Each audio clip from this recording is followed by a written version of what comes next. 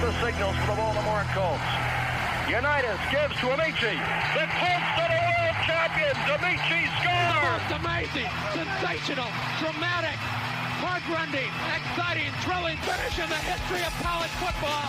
California won the big game. 5 seconds left in the game. Do you believe in miracles? Yes!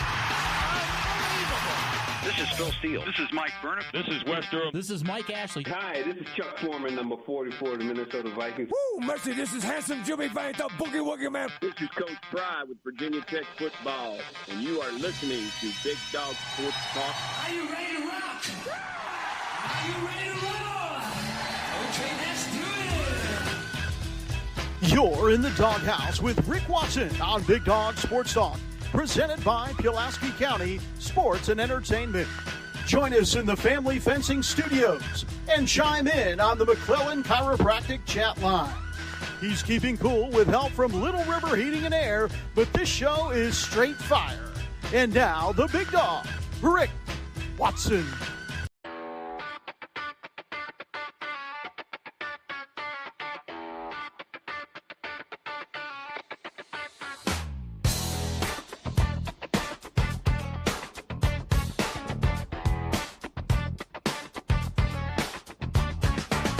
Rick Watson's got the mic, he's the big dog king.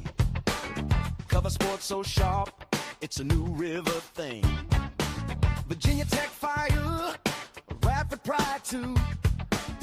Every stat, every play, he's bringing it to you. He's got that voice, deep as a valley, breaking it down, no dilly, no dally. Big dog sports talk, feel the bark, feel the bite. Rick's in the zone, every day, every night, from the Hokies to the Highlanders. He's got the spark, Big dog sports talk, lighten up the dark.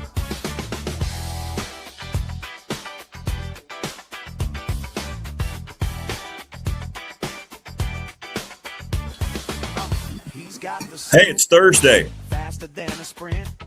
See, because I have a graphic up that says Thursday.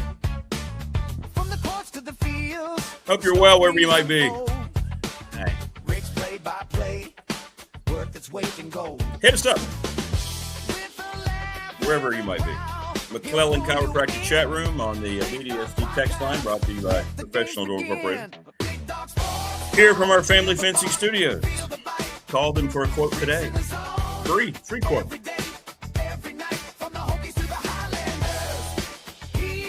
We're busy today. We got Radford Hall of Famer, our NFL correspondent David Smith, Andy Bitter from Tech Sideline. Break down what he thinks so far of Virginia Tech's practices. Scrimmage tomorrow.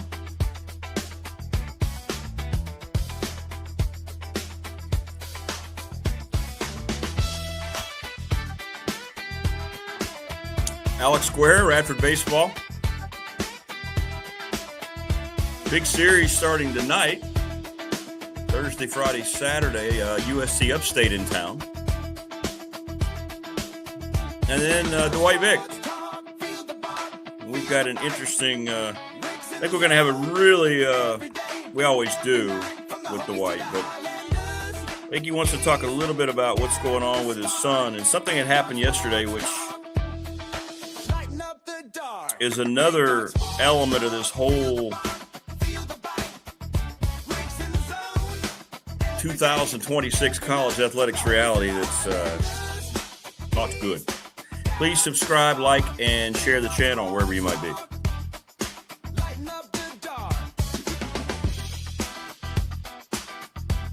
But we got a lot going on today, which is always the case. It's been a busy week. All right, there we go. Had to finish up. So join us in chat. Join us whatever might be on your mind. Campbell head coach John, I'll mispronounce his name because I've never seen it or heard it. Andrzejczyk, I'm not sure how you say it. Andrzejczyk. We're going to go with that. Andrzejczyk. The Campbell head coach left after 1 year. yesterday. And this is a new twist on all this that we have going on. He's leaving to go become the associate head coach at Louisville.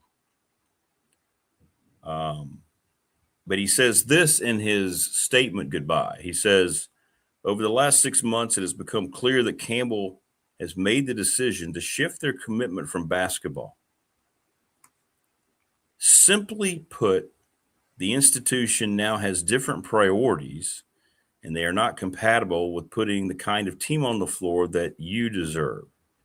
As difficult as this is, I respect the decision and understand it as one that the university feels it must make in our unprecedented times in higher education.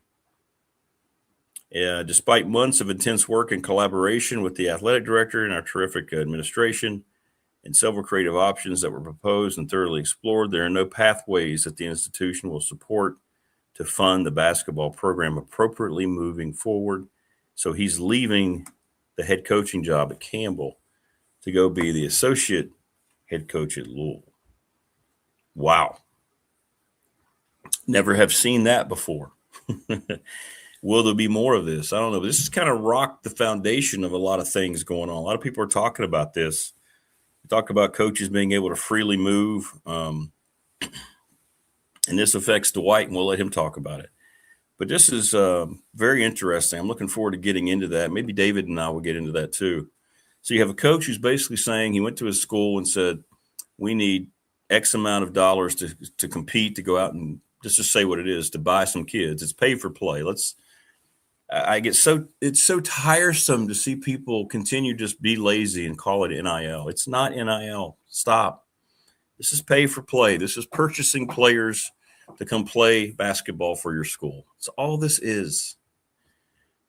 So this guy is saying that, hey, I was here 1 year. They won 16 games? I don't know what they were, 16 and 18. But I'm going to go be the associate head coach for Pat Kelsey at Louisville, be part of a P4 staff, make more money, and I don't have to worry about going out and raising money. It's fascinating. It's fascinating. It's a different twist, I'll tell you that. A different twist. So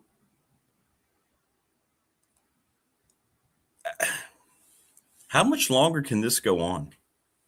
How much longer can we how is college athletics even functioning at this point? It boggles my mind that we have something that is obviously so financially viable and such a major part of the economy, of a recreational choice by fans, many of you, higher education. And we have no one that they'll say and they'll complain about it and they'll point out things that are just completely troubling like this. And then I saw the NCAA trying to institute some kind of limit in the portal yesterday and all this. And you just scoff because one of the proposals doesn't change much at all. And if one does go through all of a sudden to kind of limit movement, there's going to be massive lawsuits. And then the NCAA is going to lose in court. And whenever I see all this speculation and whenever I see the NCAA try to implement anything, it always comes back to that's not going to hold up. So who is left in the current environment? Who is out there that can actually come in and create change? And this is why now I've gone 180 twice on all this.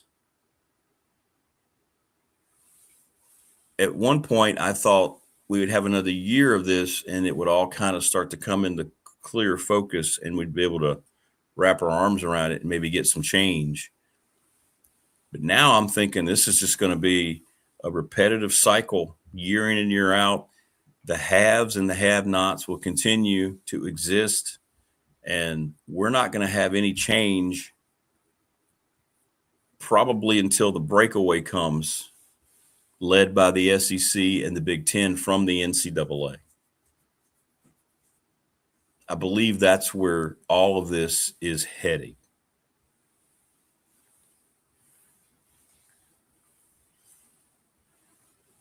Because do you trust anyone that's going to do it. This is all about people that have their own interest at heart, and they're not worried about anything else. I mean, this guy Campbell, he made promises. He made promises to these players. He made promises to the school. I don't know what went on between him and the administration and the AD. And I don't know what happened there. I find it hard to believe. The first thing when I read that, I know a lot of people at Campbell because they were in the Big South. I know they've regretted leaving. They put everything into football, and maybe that's what they're doing here. But I know how much they cherish their basketball program. And this guy saying that, hey, they told him, no, you're not getting any money, apparently. I don't know what's true and what's fiction there. Knowing the people that I do down there, I find that difficult to believe. When they were in the league, they had the best arena in the league, the Gore Arena. We had a tournament down there. Beautiful facility. Put a lot of money into that. They redid the locker rooms. They redid they had a basketball training complex. So I don't believe any way, shape, and form that all of a sudden they're just stopping funding basketball. But who knows? I don't know if there were maybe funds that were promised that were pulled away. But now we see a coach leaving because his institution can't compete in his explanation on the pay-for-play day-to-day scale. So this is new. We've seen some mid-major coaches leave jobs. There's been 4 or 5 of them have left jobs this year to go take assistant jobs at power leagues. So this isn't necessarily brand new. But it's interesting, and it just adds another twist. And maybe David and I will get into this some too. I'd like to get his take. Not much NFL stuff to talk about, so we can kind of wrap our arms around this stuff. That's a good question, Vic. Good question. Could be. Coaches do it all the time. Tommy Lloyd, he's asking the Arizona head coach. He's just getting ready to take his team in the Final Four. Is he just being coy about his future to get a huge contract extension? Absolutely, that could be the case. I do believe North Carolina has contacted his agent. I do believe he wants to talk to North Carolina because it's North Carolina. So I think where there's smoke, there's fire. I think there's something there with Lloyd in Carolina. Carolina has laid low, and David's a big Carolina guy, so we can ask David too. We got a lot we can talk about with David Smith always. So, yeah, I do believe that there's probably part of that. You're exactly right. What's up, T-Bird? Sounds like a coach, quotes, who's in it only for his personal win-loss record, not for the kids. I think what it comes across to me as is Pat Kelsey's known him a long time. Hey, come be the associate head coach. You don't have to worry about all that. You're going to make 7 figures here. Be my guy. We've got money. You can recruit. And now you don't have to worry about it. Talk to your wife. That's what it comes across to me as. Because you get a head coaching job, you work to be a head coach, and then you just walk away. And you're putting it all on your school. I mean, he threw everybody in that administration. He tried to word it nicely. I read you the quote, but he threw everybody in that administration under the bus. It's not my fault I'm making this decision. It's their fault I'm making this decision. No context to it. I haven't seen a response from Campbell. I'm sure there'll be one. Let me check and see if they've actually released anything on X. But it's wild, isn't it?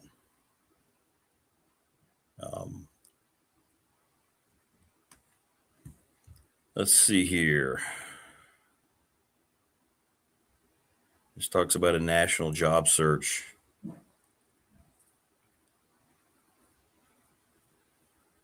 Let's see. Here's the article here.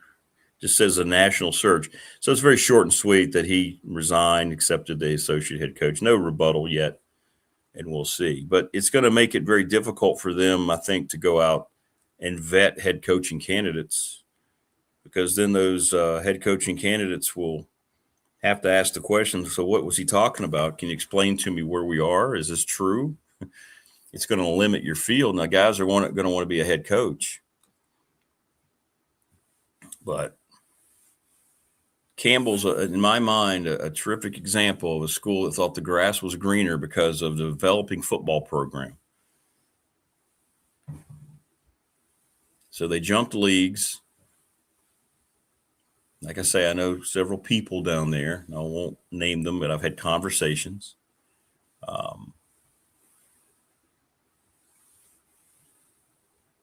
They've regretted leaving the Big South almost from the first year they were in their new league. Travel costs, I was told by someone I've known for a long time that travel costs ended up being more than 4 times what they had budgeted for. The complete travel costs, food, planes, buses, hotels, and they were blown away by the prices. You would have thought they would have researched that a little bit more. Because when they left the Big South, they did it kind of in a way that this coach is leaving them a little, what's the word? A little arrogantly. You know, we're not a football league. We have a few schools that play football, but the Big South is a basketball league, and I wish it would just embrace that and just become a basketball mindset. Let's just do that, like the Atlantic 10. Just an example. The MAAC. We're a basketball league. Let's go out and find schools that want to be part of a basketball league. So I think they would like to get back to the Big South is what I'm saying. And I don't know all those conversations. We're never told anything like that. But I know they've regretted it from year one, from a financial perspective. And maybe all of this has finally caught up to them, right? This is now, 3-4 years removed since they left the Big South again. So maybe now all those different costs they're looking at, and maybe this is why they did tell their coach, hey, look, we can't give you pay-for-play money. And then that's where the coach has to go out and be creative. I don't know what kind of freedom he may have had, but you got to go out and try to figure out a way to find some donors and understand what's going on. So it tells me they opted into the revenue share, and now they're just kind of like putting their hands up, if all this is true with their coach. Now, we don't talk cricket.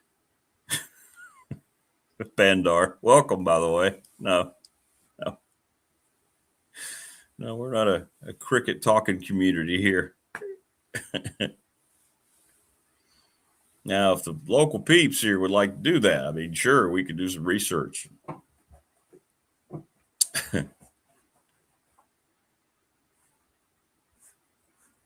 Cricket's kind of like baseball, kind of.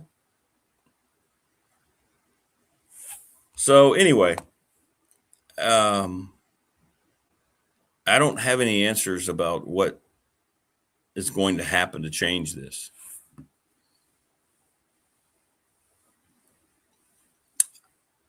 I don't believe there's anybody with any power to change this. This whole, when I see how the NCAA is trying to do this and that, I just start giggling. I'm like, stop. What? You just got shot down in court again last week. Someone's going to challenge you on anything you try to do to limit movement after you've given movement freely, and you're going to lose that as well. So what do you just keep throwing policy out there that you know is not going to stick to try to be relevant again? You're still trying to throw out penalties to certain schools for whatever, tampering, or there's no rules. You've allowed this to become the Wild West. Those of you who ran college athletics, you allowed all this to happen because you got absolutely revealed for what you were. You were a complete greedy cash cow amongst yourselves. You lied for years about the revenue that was being won. Thanks, Bandar. We need subscriptions. Help us out. Appreciate that, brother. And so now, you're not going to get any sympathy from any court ever. From the moon launch in my neck of the woods to the serene New River here where I will head back soon. BDST is live and online. Good morning. What's up, Morris? Yeah, that was cool. Now, I got to be honest. The moon launch yesterday. Yes, we need subscriptions, Bandar. I love that name, by the way. Bandar. Remember Thundar the Barbarian?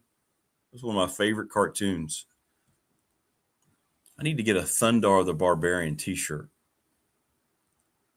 Ookla. Remember Ookla? Sorry. I love Thundar the Barbarian. But the moon launch yesterday, NASA shooting the rocket. I'm telling you, man, that was cool. That was absolutely cool. I did take the time to watch that launch and how it kept going. And I'm sitting there the whole time, and I remember what happened with the Challenger launch. And the whole time I'm pretty nervous watching them. So now I'm following NASA on X, and they're going to take you through the trip up there. Oh, it's going to be cool with the technology. That was exciting. Not a lot gets me excited. That got me excited. That was cool. Because it answers all the questions. I've had the same thing. We haven't gone to the moon in however long it's been. And this is cool. This is cool. And I love to see, the interviews with the astronauts, how excited they were.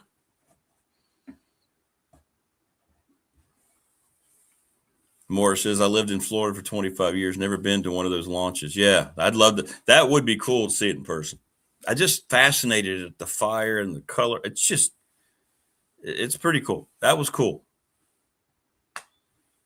That was cool. Imagine sitting on top of a rocket going 15,000 miles per hour. What I like too, they were showing people they were on airplanes, coming into land, or they were taking off and they were catching it out the window, and that was awesome.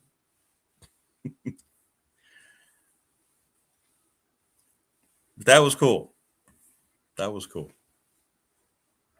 That was awe-inspiring to think that we did it in the late 60s, but especially then, to think we can create something and send it beyond our horizontal plane, out of our atmosphere, up into another realm, and have it function properly and have human beings alive, and then able to go to another orb and walk around and do all this stuff. It blows my mind. It's so cool.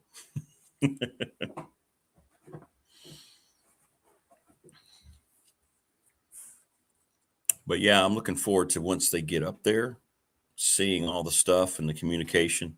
It's going to be a lot different than it was back in the day. We're going to get I think we're going to get some pretty up close interaction. But we wish them well, all those folks. And I haven't read the details. I don't know how long their mission lasts and all that, but that's pretty cool. Pretty cool. Oh, wow. T-Bird. I remember Mom calling us to the TV to watch the first moonwalk. I don't remember, a little bit before my time, but I've seen all the footage since then. And I just remember kind of being in shock. I don't want to bring that memory up, but when the Challenger exploded, I just remember I wasn't quite sure. We were watching it at school. And I wasn't quite sure what happened at first. I was thinking, and then everybody got quiet, and then you heard screaming, and then you realized, oh my God. So yesterday, I had that thought going in my head the whole time. But yeah, this has gotten a lot of reaction. What happened with Campbell yesterday? They're not a big school in terms of power school, but they are a very good school. I mean, just look at this right here. Here's one of the first images. This is them taking a shot of the earth once they get above the earth. Look at that. Isn't that cool? It's awesome. Unbelievable. Unbelievable. But anyway, we'll get your thoughts on all that. And we'll talk to David Smith about a lot of things coming up here as we rock and roll throughout the day. I do, Bandar. Thank you. Let's keep it going. We need to get to 1,000. That's our goal. We need 1,000 would be great. Are you a wrestler? Am I a wrestler, Randy Orton? I wish. Wish I had Randy Orton's money. Not his mother. I don't know his mother. I don't know his mother. But his money. He's good. Randy Orton's good.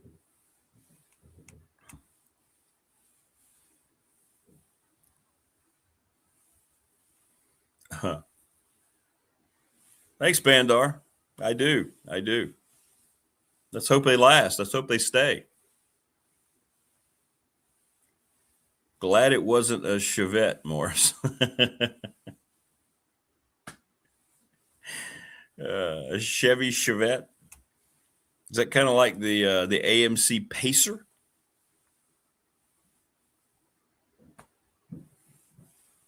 That'd be great, though, man.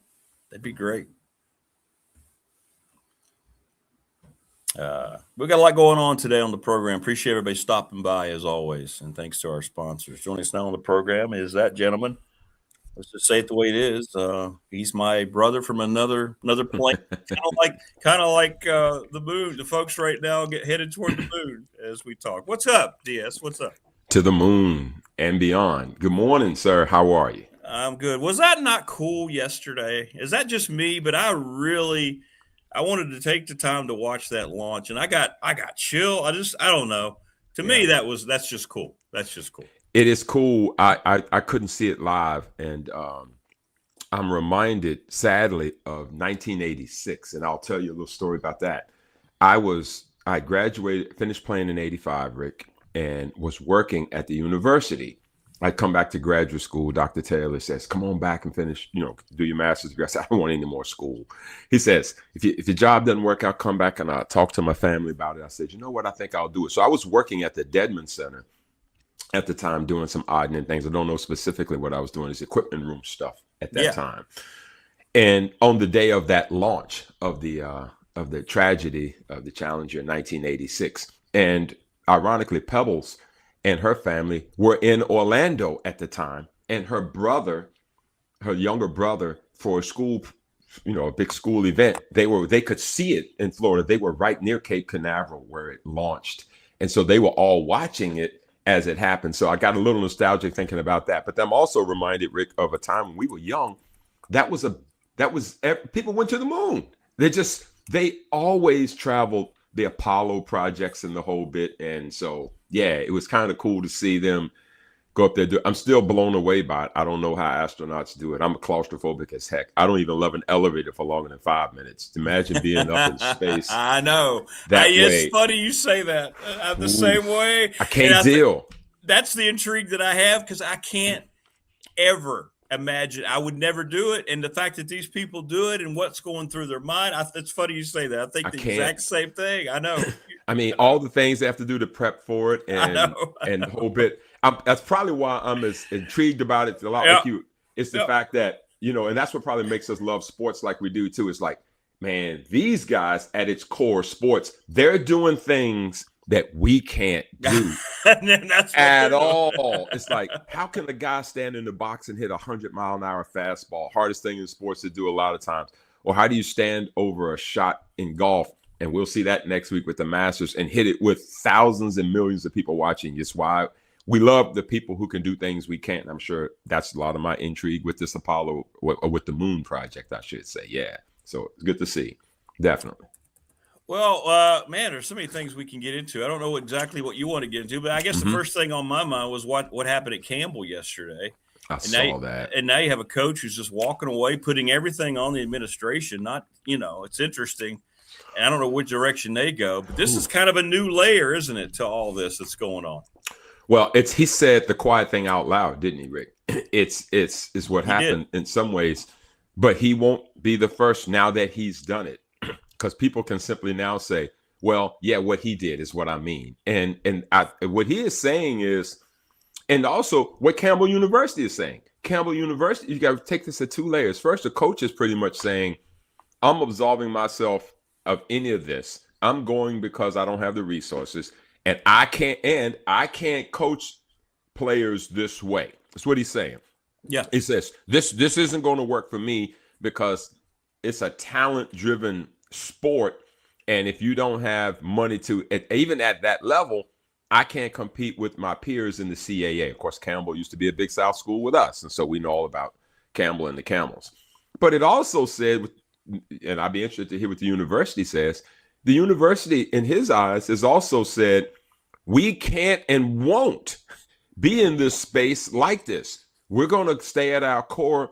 And it sounds like they're making that bed and saying, whatever it ends up being, it'll be. And we'll get somebody in here that'll think this is enough, and we'll see how it goes. And so maybe they're gambling on setting a new trend. That is, this is all we've got. We've got this nice arena. There will be enough people at the end of the day that'll want to come play here, and we'll see how it goes. Now, Rick, watch this.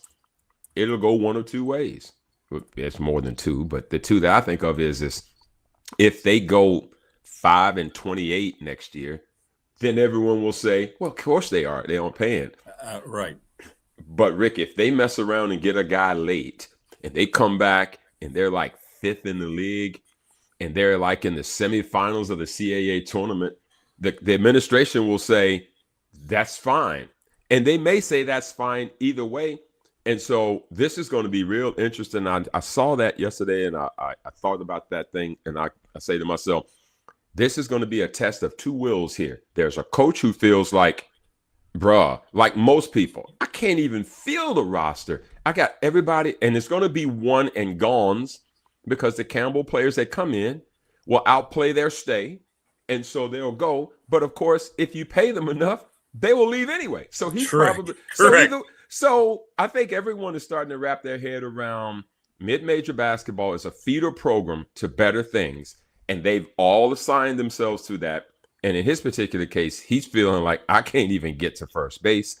I'm going to go to greener pastures. And so we'll be real interested to see what will happen. But again, you know how it works. Someone will take the job with all of its flaws and figure out what the next move is. They will take it. It's an opportunity for it. And somebody, and we know of some pretty good people that can coach in this world that right now are on the sideline. I'd be interested to see if the phone call isn't made to somebody like our guy. Yeah, I know. who can squeeze blood out of a turnip. Now, he left a frustrating situation, depending on what you read, when it wasn't had resources to be competitive in the league he was in. I get all that. But we know a guy. We know a guy. We know a guy. And they better make a phone call to him if they're breathing over there. Correct. If they have a soul, if they understand anything, they better be one of their first calls. You better make a phone call. You better make a phone call. That's right. Well, it's interesting, and we'll see what the fallout may be. And I want to see if Campbell issues an official response, because this makes them look – this is putting everything on them, and they're like being attacked here by the guy who's leaving to go get his new cushy job with his buddy. And it's like, oh, you're going to have to respond somehow, I would think. I mean, it's interesting to me. Well, I think, Rick, this is going to be the beginning. Even if people hadn't said it in as direct a way as he did, the fact is that most people will – I mean, it doesn't matter how great it's been. When it ends, if it doesn't end in a way that someone is leaving for a better job, it's almost always going to end where there's the blame game. Well, we just didn't have enough resources. And that's the new thing now. If you don't have enough resources, that is the alibi / excuse that maybe it doesn't work. But what about the places that's got enough resources and you aren't winning? So that's when guess what the administration does then? Then they respond by saying, gave you all you needed.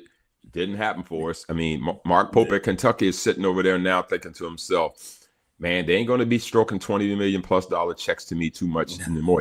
That's right.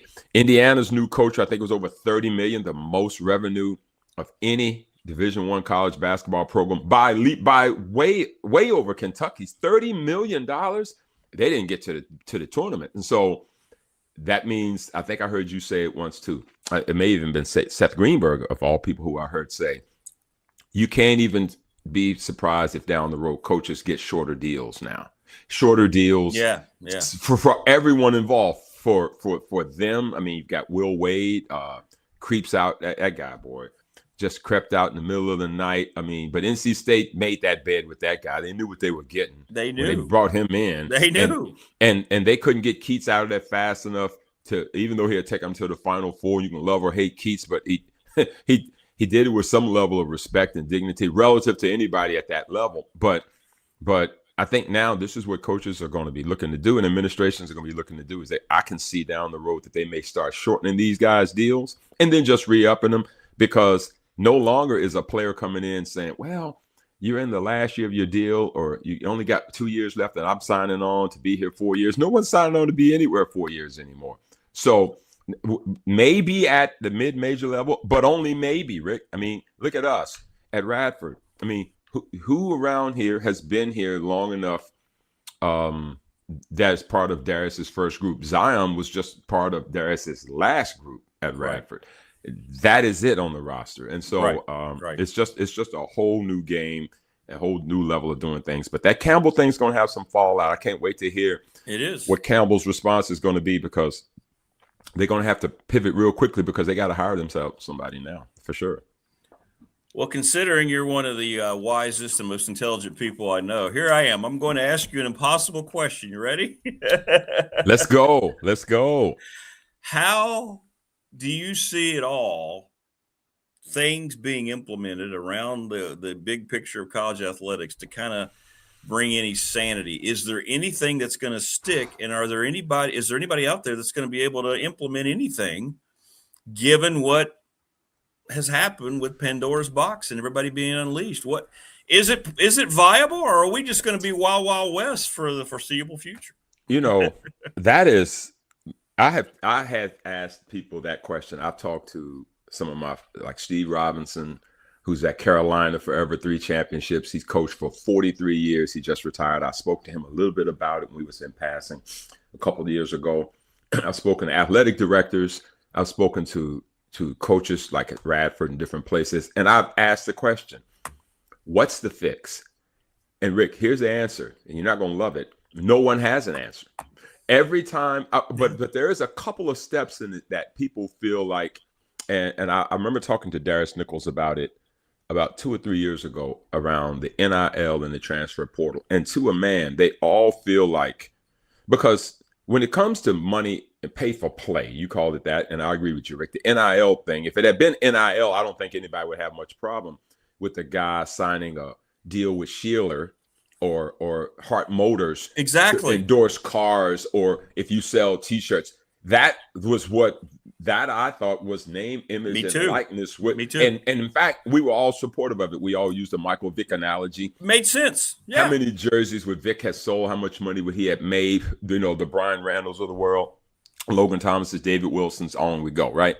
But when I talked to Darius, the one thing that they said was the NIL or the pay for play, fine. If that's going to be what it's going to be, fine. In some of the big boy eras, they feel like it's always been a handshake deal done. So in some of that, fine.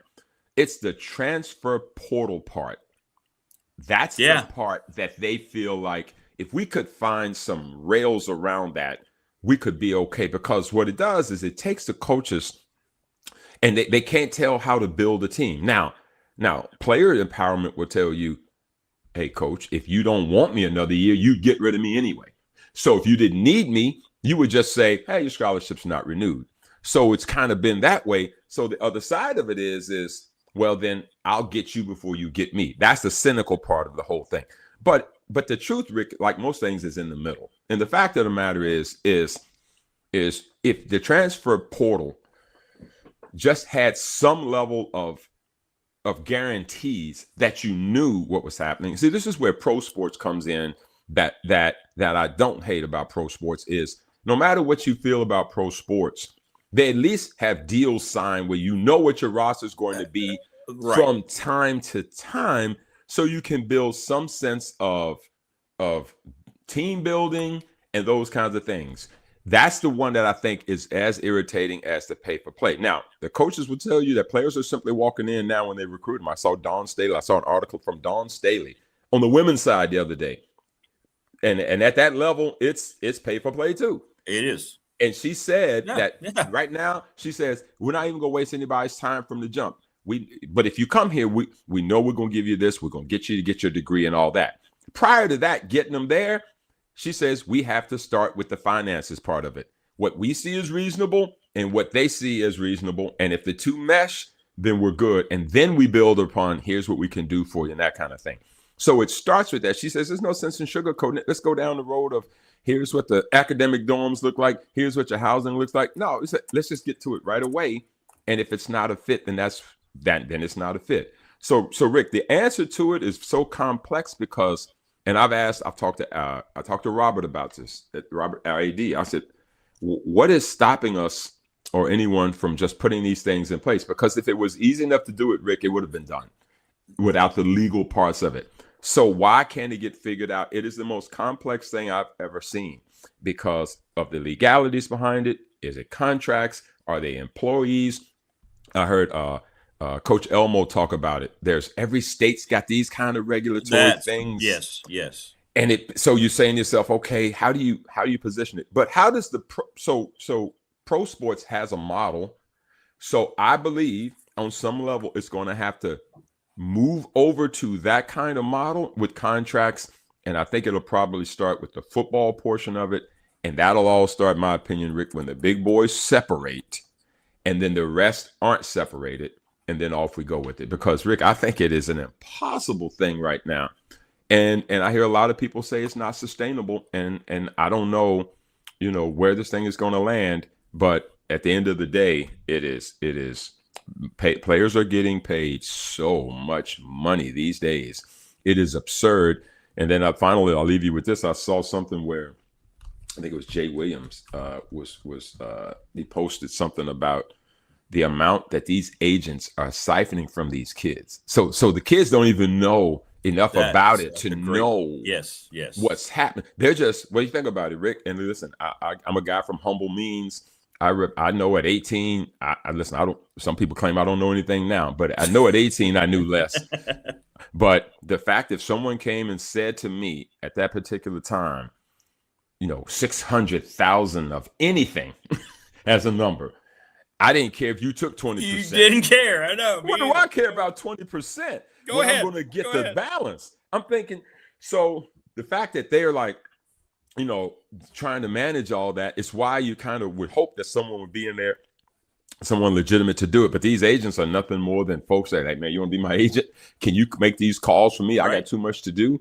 Right. And so it becomes that kind of thing, Rick. So there's so many layers to the whole thing that it feels like to me at the end of the day, it's going to have to be a regulation level and contract levels to get it all squared away. That's my Agreed. And I'm wondering if the whole state thing brings Coach Elmo brought up, this throws everything into a more disarray, but I'm wondering if the SEC or the Big Ten just come out and say, here's the new policy.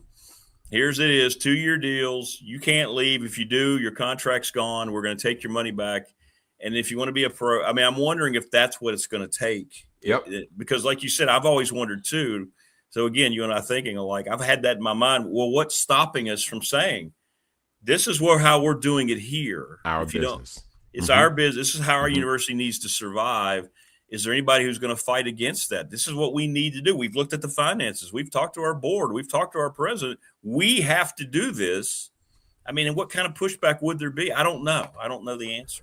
You got to feel, Rick, that every time they sat down and said what you just said, by George, we getting ready to go do it. Bring in our attorney. Hey, this is what we're about to do. You get a feeling that an attorney has said, I know. You're going to have yourself up a river without a paddle. It has to have been that, because there's no way that in a perfect world, the big power brokers wouldn't have said, we got to get some guardrails around it, because now you're just doling money. So the alternative to doing that is to just keep doling money. And if that's the better option, that tells you that they probably have looked at all that on some level.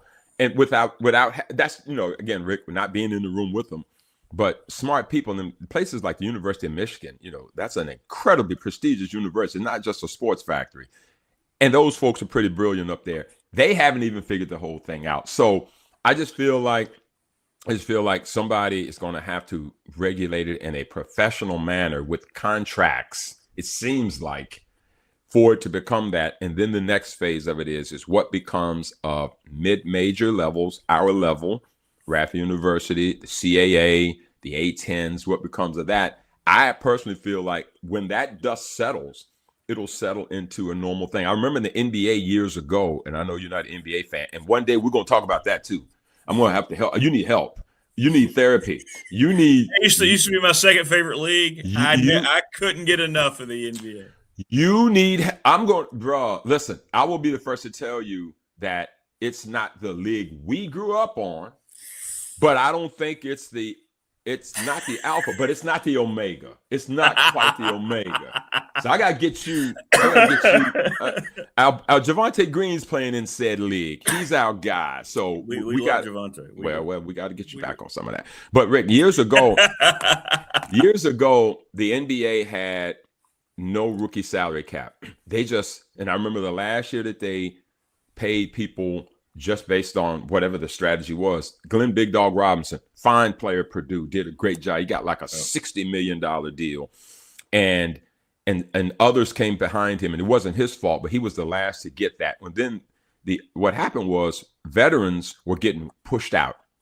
And the NBA didn't love that about it, that the rookies was coming in, taking all this salary cap, and 10, 12-year vets was getting moved out. So you didn't have a locker room with real experience and grown men. So they trimmed that thing back and said, we're going to set up a rookie wage scale. Now, nobody went kicking and screaming. You're still going to make millions. So they set it up to say, this is what it's going to be. So they were able to do that because they're private business. They're able to set up things that way. So that's the kind of thing that college needs. But again, how are you going to do that? You're going to have to set contracts and boundaries behind it. And so now rookies go in, have to earn their second deal, and then you pay them accordingly and stuff like that. So that's just a small example of what can be done when you line up stuff accordingly. But again, Rick, it comes back to legal processes and contracts, in my opinion, just some folks I've talked to, before it can even happen that way. And of course, the transfer portal may never go anywhere, Rick, as long as coaches can leave one day after saying they're not going to leave, Will Wade, and there's Tommy Lloyd, who's being as wonderful as he needs to be.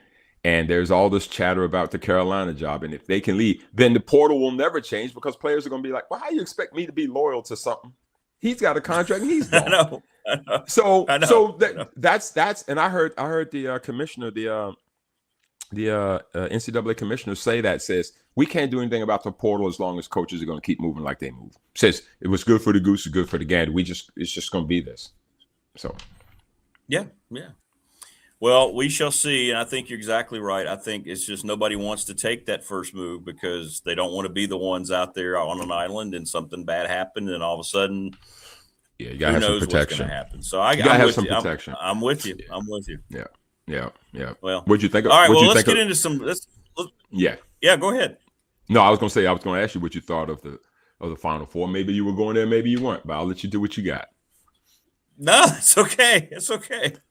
That's what I was going to do, actually. Let's talk about some good stuff. I don't like Michigan and Arizona being in the semis. I wish that were the final game. Man, I think that would be great, but that's what we have. And then you have UConn, and everybody thinks they're going to take Illinois, but Illinois is really the ones who's not had much close games so far, on that side of the bracket. So we'll see.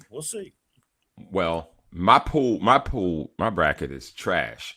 I mean, straight trash, Rick. I don't know where I rank in the BDST polls. I haven't even looked, but I did have Arizona winning it, so I'm still alive with a little flicker. Me too. And so you've got 2 1s, you've got a 2 and a 3. So if you're the NCAA or if you're anybody, you got to be pleased with the names and the brands that have made it through. Quite frankly, by the time the Sweet 16 had came, you had big names and big brands. I follow VCU a lot. My daughters went there once, going there now, finishing up her master's degree. And so we follow them a lot. She works there. And so when VCU beat Carolina, then they played Illinois. I wanted to see what Illinois was all about. And my wife was watching the game. And the first thing she said is, good grief, look at the size across the board of Illinois. They were 7-1, another 7-1 guy. They got the European theme going over there. And so they're not to be bothered with. And here's the thing, Rick, you've got teams that have played big-time basketball in big-time conferences. They're calloused up and they're well-tested. Illinois and UConn, I think that could go either way. We've seen UConn's best. I know. And I heard David Teal. David Teal is the greatest guy in the world. I can listen to him all day. David Teal talked about the fact that Dan Hurley has not lost, but I think hadn't lost at all in the Sweet 16 since he's been at 10-0. 10-0. Once he gets there, they figure it out. And that's not with the same roster. So that's him. And that's his ability to get guys ready to go. So that'll be a chess match. But, of course, we saw St. John's. But, Rick, you and I talk about conference games, and then there's other basketball. They got smoked by St. John's in the championship game in Madison Square Garden. No worries. All they've done since then is figure out a way to win each game and pull through it. And then that Michigan-Arizona game is just, oh, gosh, wow. Rick, they're playing fantastic right now. They are playing really, really good. And so that could go either way. You hate to see that. I picked Arizona to win it all. I'm going to stay with that. But I think Michigan figured it out after limping home in the conference tournament. Didn't win their conference tournament, right? Didn't win it. And so off they go into what I think is going to be a tough game against Arizona. I got Arizona playing Illinois. I feel like Arizona win. I got Illinois pulling the upset. I think UConn, they found a way to win that game against Duke. But like most comebacks, like a tango, it doesn't happen with one. It takes two. Duke gave some away. UConn took some. It doesn't happen without that. And so, that play's been unpacked over the last 5 days more than enough. I don't need to tell you more about that. I mean, if he makes the pass, whatever, but there were about 5 plays during that segment. Boozer takes the ball after a timeout. Camden, the big one, dribbles it off his foot. They didn't get a bucket on that play. Sarr fouls on a hell ball situation, didn't need to. Boozer trails Caravan. He hadn't hit a 3 all game long, and he hits the 3 to take it from, I think, 4-1 or 5-2. So there was a lot going on during that stretch. A lot going on. Right. So the last play is magnified because it's the last play. And so so we'll see how that all plays out. And so don't cry for Duke. They'll reload. It's what they do.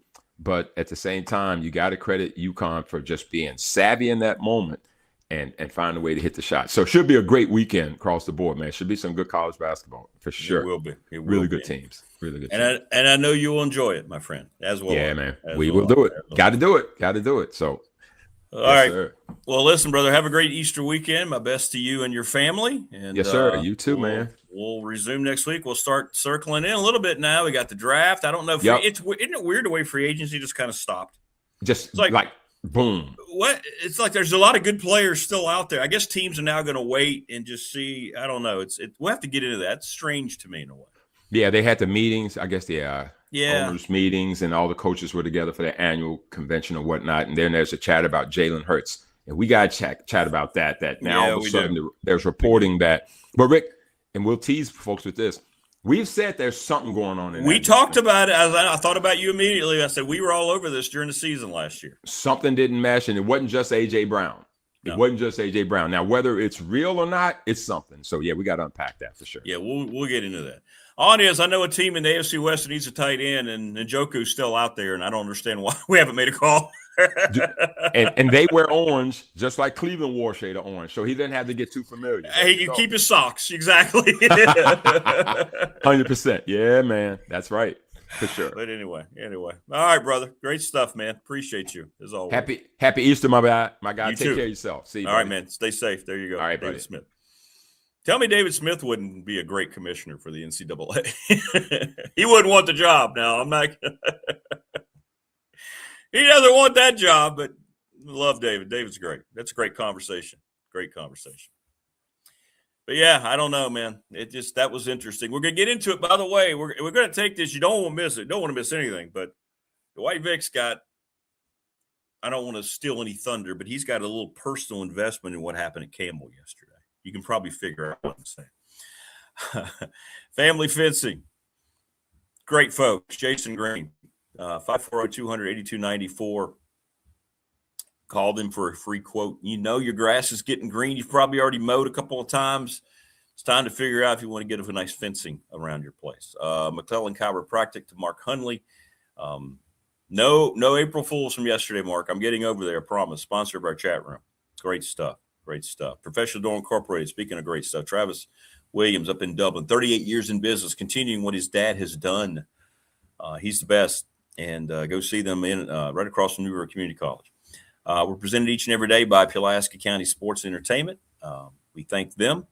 And everything that's going on with the racetrack is awesome. And so thanks to Tim and thanks to Jonathan for being our presenting sponsor. It means a whole lot, especially coming from there and seeing what they're doing each and every day. Little River Heating and Air, 1095 Radford Street in Christiansburg, 540-553-2971. Reach out to Charles Lee.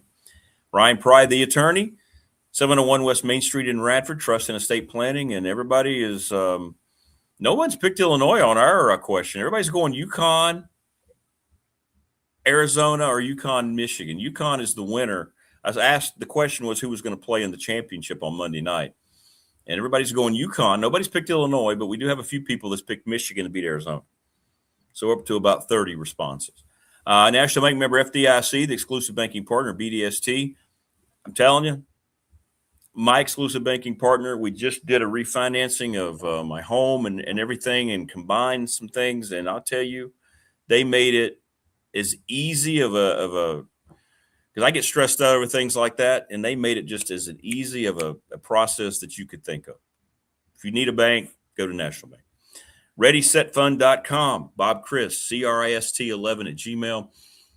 They issue a series of text messages. There's different varieties. They do it. If you have an organization, if you're a church, if you're a school, if you're a team, if you're a rec team, whatever, you need help, they will help you in the best ways possible. Sundown Electric. Our latest sponsor, excellent reputation, the Smith brothers, long list of satisfied clients, attention to detail, clear communication. They're honest. Right there in Ellison, give them a call, anything you might need. Look at all the different things that they provide. It's unbelievable, and we appreciate them. If you need a T-shirt, thanks to Brandon at Top Shelf Apparel, they are $20. Hit me up there. The NRV Super Bowl has been around for 25 years. Reach out to them. They're doing stuff on the weekends, 382-5525. You can watch the Sweet 16 there. You can do whatever you want, or not the Sweet 16, the Final Four there, whatever that might be. Great stuff all the way around. So be sure to go see them. And also, we want to thank Lawson's Mobile Home Supply, 300 North Franklin Street in Christiansburg. They've been doing it since 1997. He's a big Hokie fan.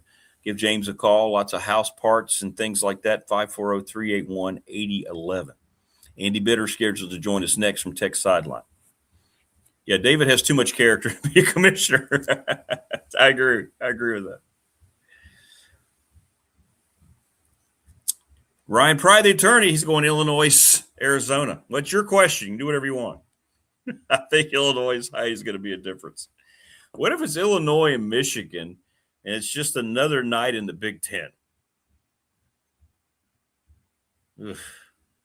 That would be very intriguing at all, in my mind. Very intriguing at all. But good stuff all the way around. Good stuff. It's always good stuff when this next gentleman joins us, and there he is. He's Andy Bitter. He is the head football writer for Tech Sideline. What's up, brother? Good morning.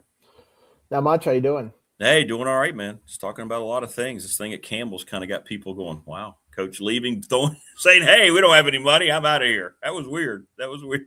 I mean, college football coaches have been doing that for a while. They were doing it at big schools. Yeah, that's true. Chip Kelly left UCLA.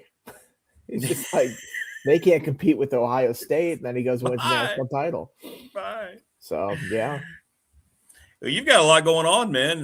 Tech football practice is up. They're going to have, another scrimmage tomorrow. Then they break for the Easter weekend. But you've had a chance to talk to some folks. What's been some of your observations the first full week? 2 weeks, I guess we could say now.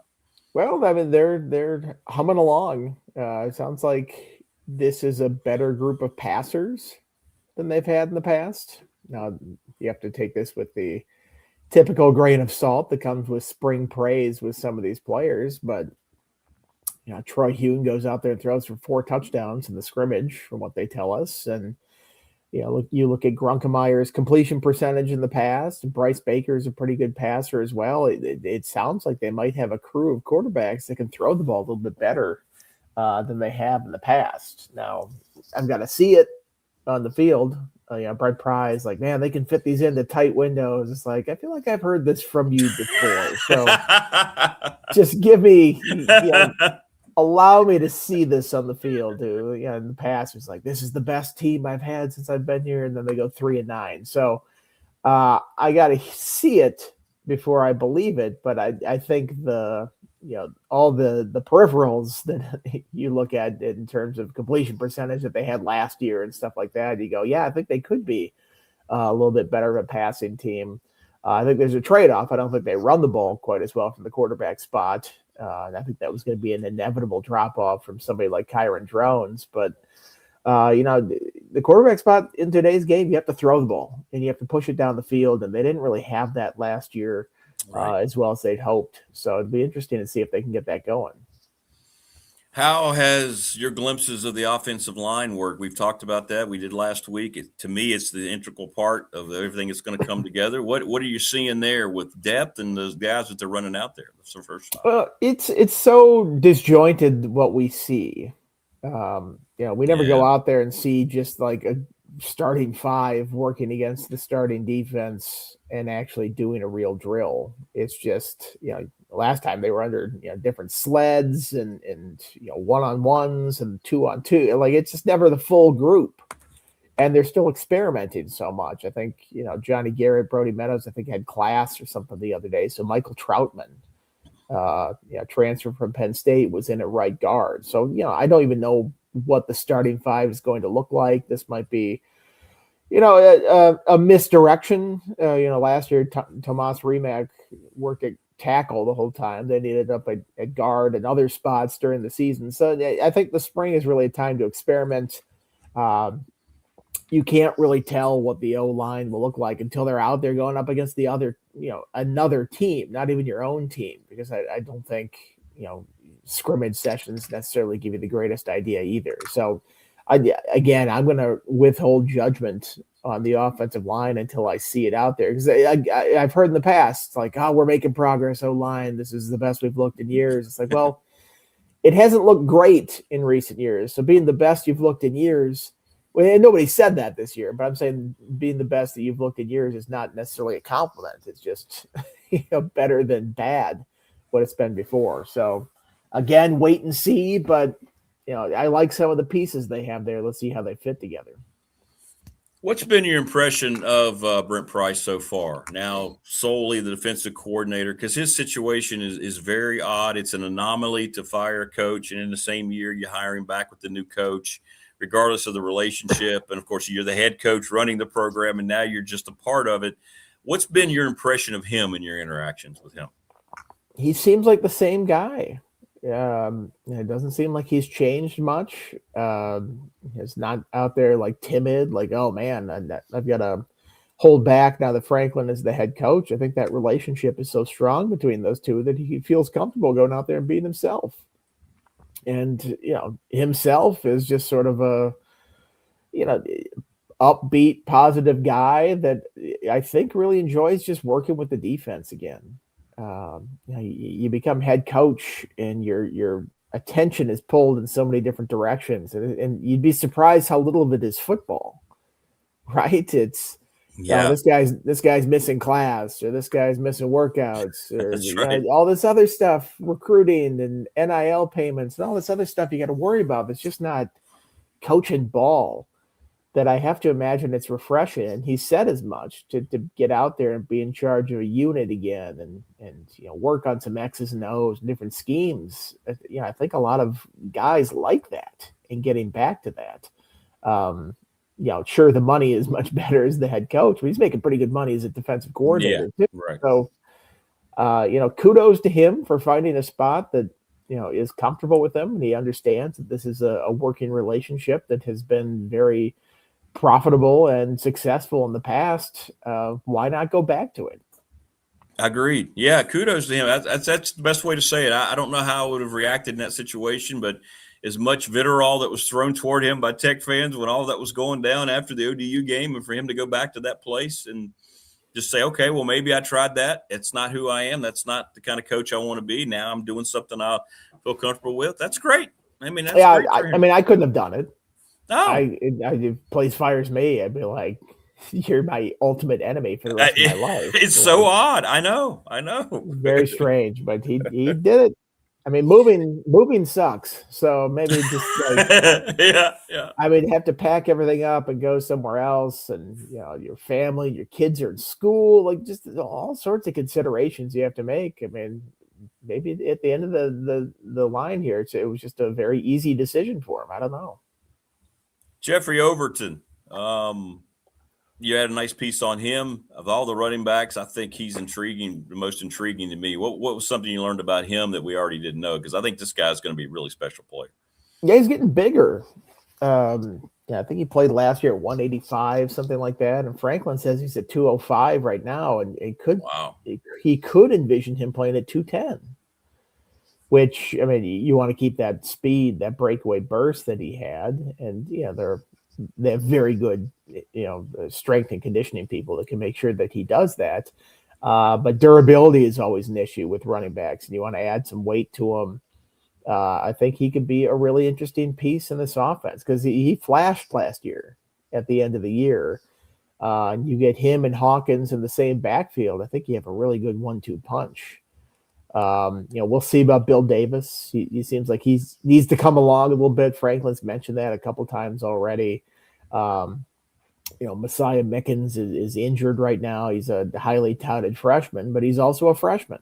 And, there's seniority and a pecking order for a reason. So, I like the combination of Hawkins and Overton. I think that's a pretty good running back group.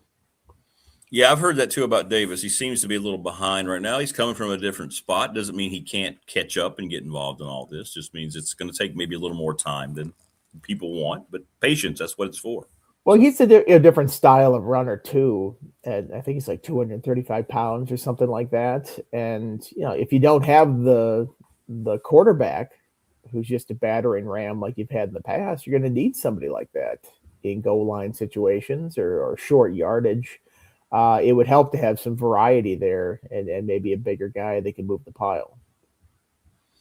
What else has stood out to you? I mean, I know there's a lot of things you like to catch on and write about because you're great about catching people's personalities and catching these great side stories. But what else have you kind of caught so far?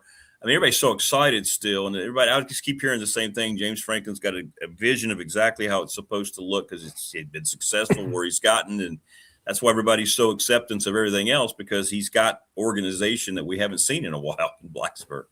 Yeah, I mean, I think it's a work in progress. Everybody's if James Franklin heard all the predictions for a record that Virginia Tech fans have next year, he'd lose his mind because his response would be like, "We're nowhere close to that."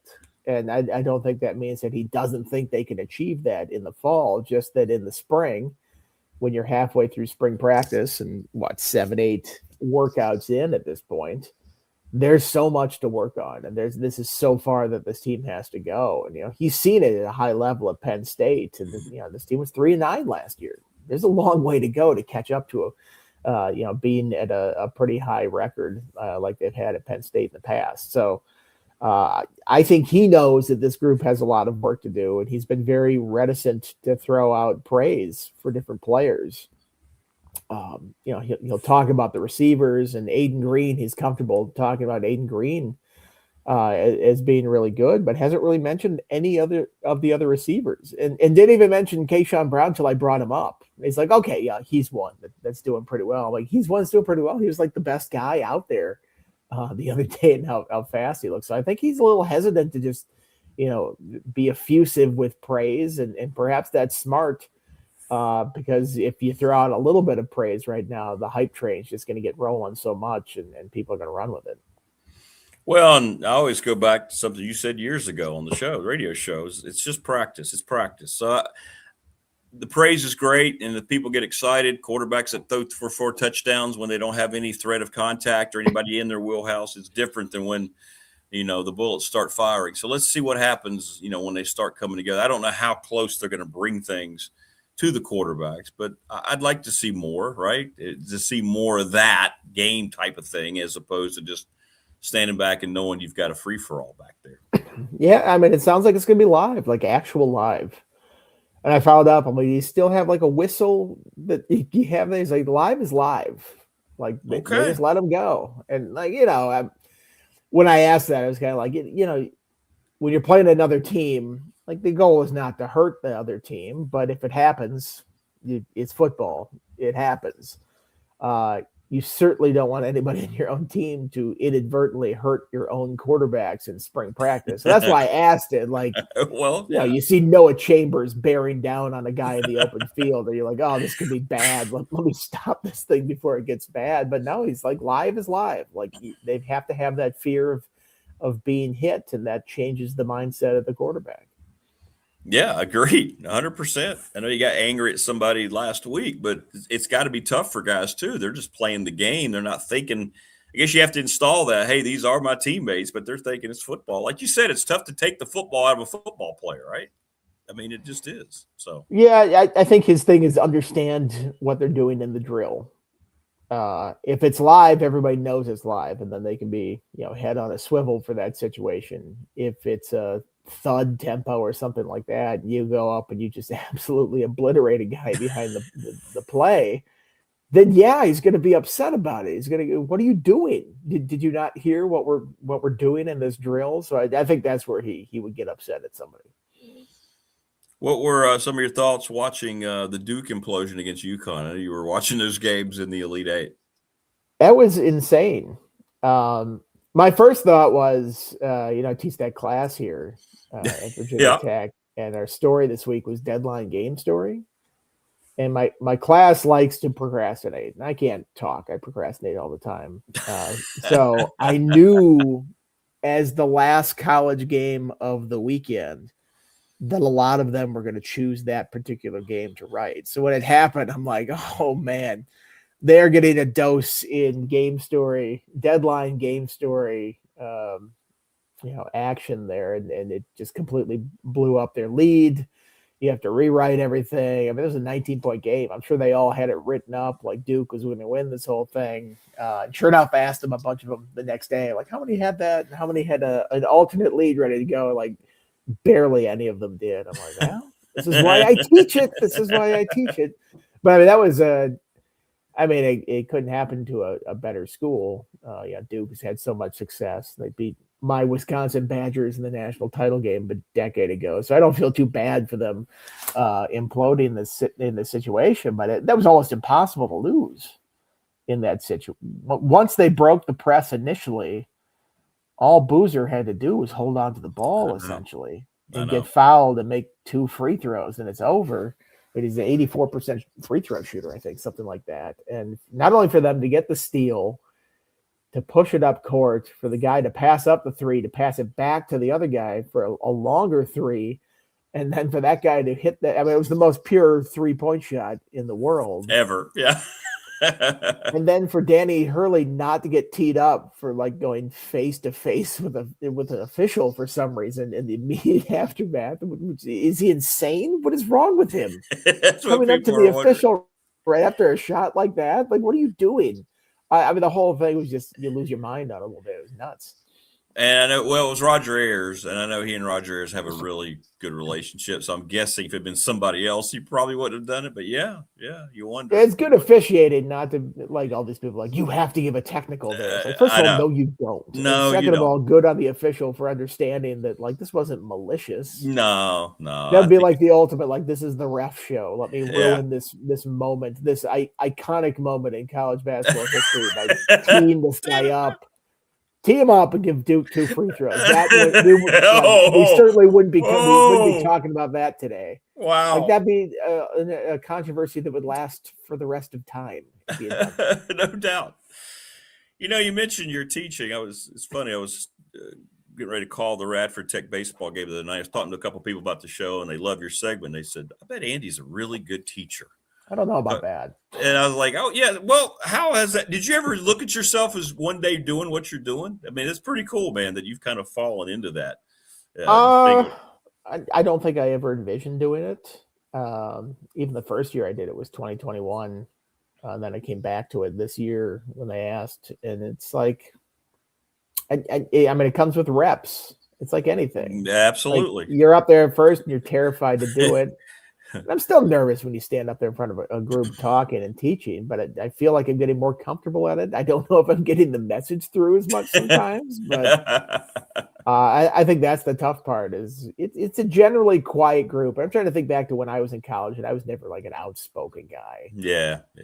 So I have to put myself in their position, and there's a couple of students who will pipe up and talk. I got to figure out ways to get the discussion going. More, but we're in the phase of class where it's like deadline game story. We're doing a podcast next week, column the week after that. There's some interesting, more fun assignments I think coming up. So we'll see how this goes. And I like it. Once a week. I hate grading stuff. Oh, I hate grading stuff. That's the worst part of it. I bet so. I get to Sunday and I'm like, I got to grade these 20 things and I got to get a lesson plan together. And the grading just kills you, especially when I do the podcast one, because it's like 15 half an hour podcasts. I listen to all of them. I listen to all of them, but it takes a lot of time. So the teaching part I enjoy, the grading part I do not as much. You do not. Is it the amount of grading that you have to do, or is it it's just the amount. I mean, you get to it and you're like, here's 20 game stories I got to go through at this point. And sometimes you get on a roll and you're like, I actually kind of like doing this, but then you finish and you're like, I only have 5 done. I still have 15 to go. It's going to take me a long time. And I talk about my students procrastinating. I procrastinate too. So I'm always on Monday, like scrambling to try to get this stuff done. But, when you have a late Sunday night deadline, there's not really much you can do about grading it until Monday. Are you into the, before I let you go, did you watch the rocket launch at all to the moon? I thought that was really cool. I didn't watch it. I'm fascinated by all that stuff. I am too, man. I am too. Could you ever do that? We were just talking about with David Smith. Could you ever be in that ship and go through all that? Oh, no. No way. No way whatsoever. That would be... I mean, people can talk a mean game about doing it, but I bet you if you actually sit inside that and see how small and compact that is, and then like wrap your head around how fast you're being shot into space with all the amount of force behind you and everything that could go wrong. There's no way the average person can do that. Oh, that's unreal. That's why they train astronauts the way they do. But I'm glad other people do it. I'm glad there's still a thirst for discovery out there and actually doing stuff like this. It's going to be exciting now with what we're told we're going to be able to see. This isn't just like still shots back in the original moon landing. Yeah, right? I feel like camera technology has improved quite a bit in 60 years or whatever it is. Well, all right, man. Stay safe this weekend. Enjoy the Final Four, and we'll see what comes out of the scrimmage. The scrimmage tomorrow, right? On Friday. I think so. I think they do that every weekend. Go over there to Wayne. Okay. All right, brother. Great stuff, man. Appreciate you. All right. Talk to you later. Take care. There you go. Andy Bitter joining us. Yeah, I was intrigued as hell by that yesterday. I got the whole launch. I thought that was cool.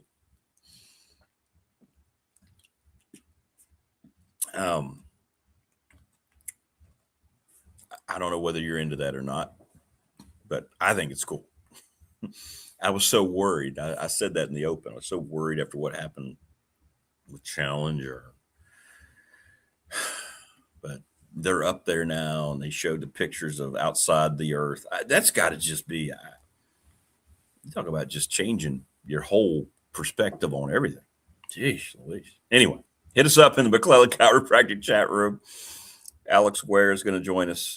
Big series for Radford baseball against USC Upstate starting tonight because of Easter weekend, Thursday, Friday, Saturday, as opposed to Friday, Saturday, and Sunday.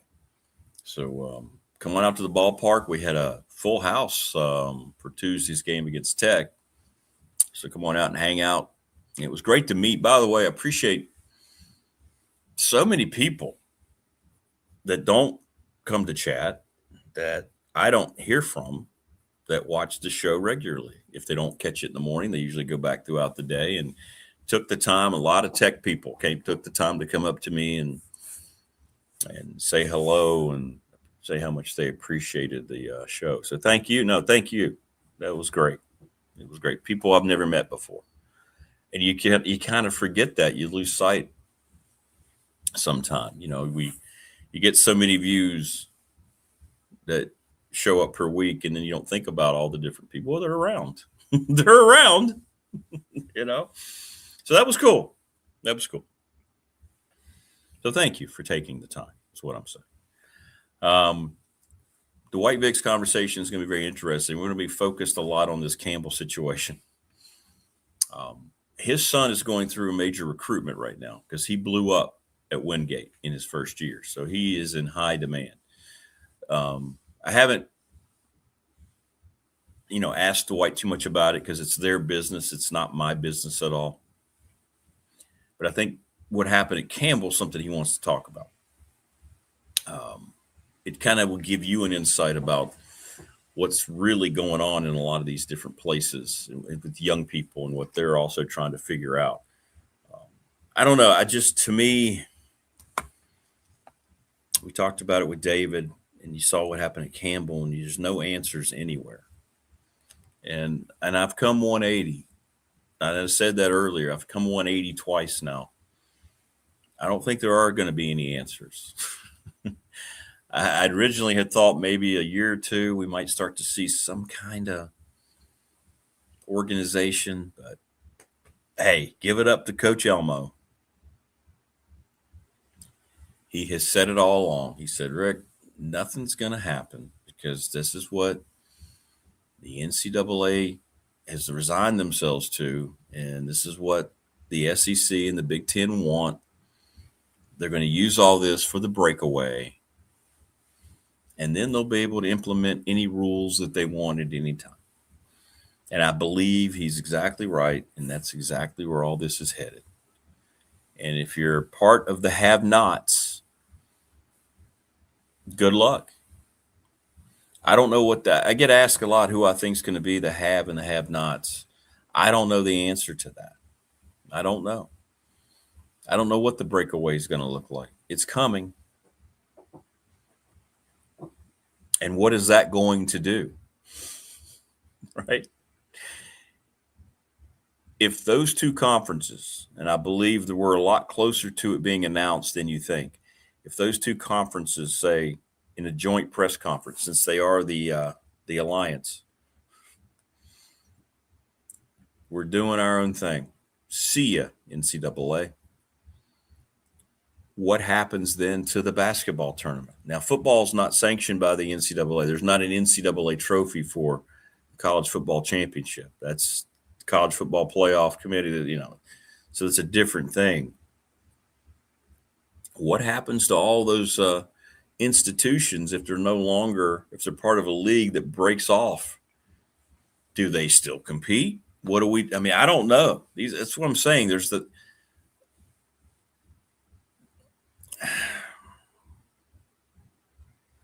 the actions. There has got to be consequences for the actions. And it's fascinating to think about. It's also kind of disgusting to think about. But again, if you'd had a governing body that would have been an actual governing body, none of this would be even talked about today. This wouldn't even be a thing today. Wouldn't even be a thing at all. In any way, shape, or form. So here we are. Alex Guerra is going to join us, Radford Baseball, and then Dwight Vick. And it's a big series coming up with the Highlanders and the USC Upstate Spartans, which has a very good program in the Big South. The Big South's a really good baseball league. High Point's good, Winthrop's good, Radford's having a good year. We got a lot of good stuff. Longwood's having a good year. Radford just took 2 out of 3 from them. This is a strong league. It's a league that used to have Liberty and Campbell, both traditionally really good at baseball. Our league used to be when they did the baseball RPI of the non-power leagues, the Big South used to be right there, like the second or third league from on the list, mid-major league. So it's a good league. It's a good league.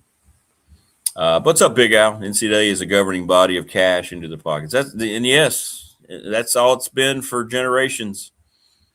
And that's why they're going to lose all this stuff they were releasing yesterday about trying to limit a portal. And even Andy said it. I should have got into it with Andy. I will next week, but I didn't jump back into the conversation because I just talked about it with David. But that's why they're going to lose every lawsuit going forward. They already lost one in the last week. They already lost one. So anybody who challenges what they're trying to say they're going to do yesterday, they're going to lose that too.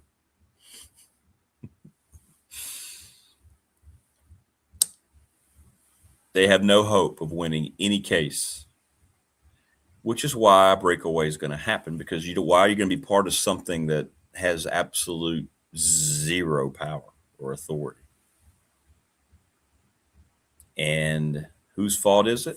Is it the schools themselves? I mean, they say all the schools are part of the NCAA. No, it's the people who were assigned to lead the NCAA. Is it the players' fault? Is it the athletes? Nope. Is it a coach, like the coach at Campbell? You may not like it. You may think he's abandoning his kids, but it's not even his fault. It's the people who lined, Big Al said it, it's the people who lined their pockets for so many years with what they were selling, with an education, housing, room and board. That's enough. Meanwhile, we're all collecting seven figures and we don't have to share it with anybody. And now there's nobody left. There's nothing left. Yeah, that's right. Yeah, it was. That's right, Morris. It was. Yeah. And that's cool too that it's once a week. That's about all I could handle being a professor. Once a week. That's pretty good. That's pretty good. I don't think I could do it more than that. Every day would be tough. That would be tough. For me, anyway, that would be tough. I wouldn't be good at that. But yeah, daily would not be good for me. I respect the hell out of teachers. I think teachers don't get enough appreciation if they have the right motivations, right, to be teachers. Not what a lot of education, higher education has become today. But yeah, I'm with you. I'm with you. But I could see Andy being great at that. Yeah. I've had Richie Davis reached out and said, hey, look at you talking about golf. That's right. I was. We were talking about golf the other day. I was. Look, I can get into the Masters just like anybody else. But I won't follow it the rest of the year. Maybe the U.S. Open. I don't get into the PGA, the British Open. It was cool when Tiger was dominant. That was different, but I don't, it's not the same vibe to me. What's up, Thunder? I had to explain to my granddaughter that I was her age when Neil sat it down in 1969, talking about the space launch. You could see the wheels working as she thought that one through. Yeah, I'm going to be watching that every day, man. I want to see the updates. I want to see the visuals. I think it's awesome. I think it's awesome. I'm not necessarily a space nerd, but here in 2026 and seeing that happen, because we haven't had it. There's been so much discussion. Why haven't we gone back to the moon? Why are we? And then people tried to create these theories that did we ever go to the moon? Well, now we're going back and we're going to see it full throttle, maybe today. I don't know when they're planning on starting to show things, but can't wait to see it, man.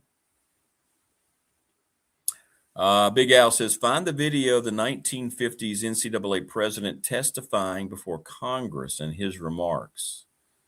This will put the current situation into perspective. Yeah, I'll have to do that. It's been a long time, Al, since I have seen that before. That may not be a bad kind of refresher. Yeah. Might be the kind of refresher. Look, and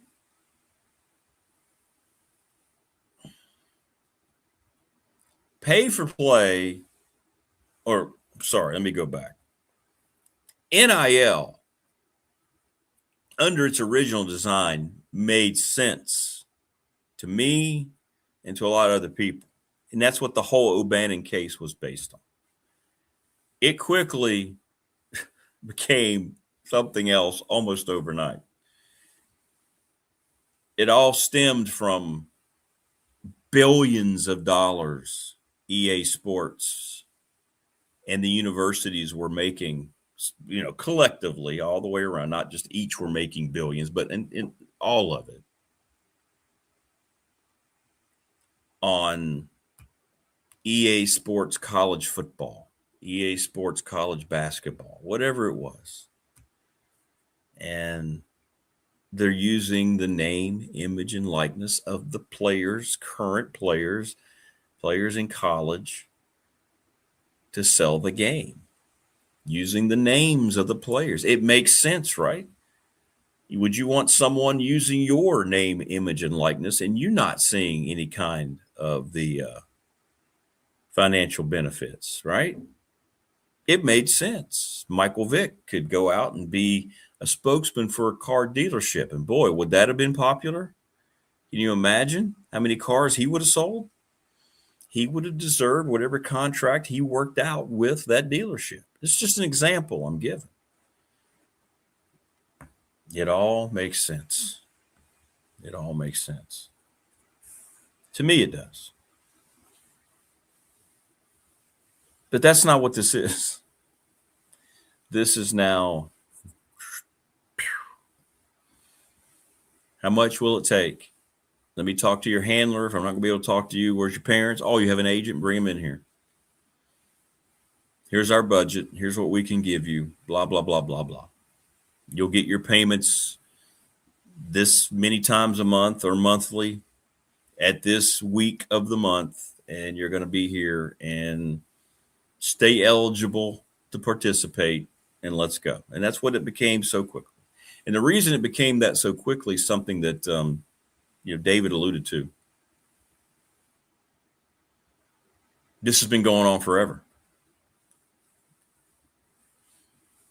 This is not new.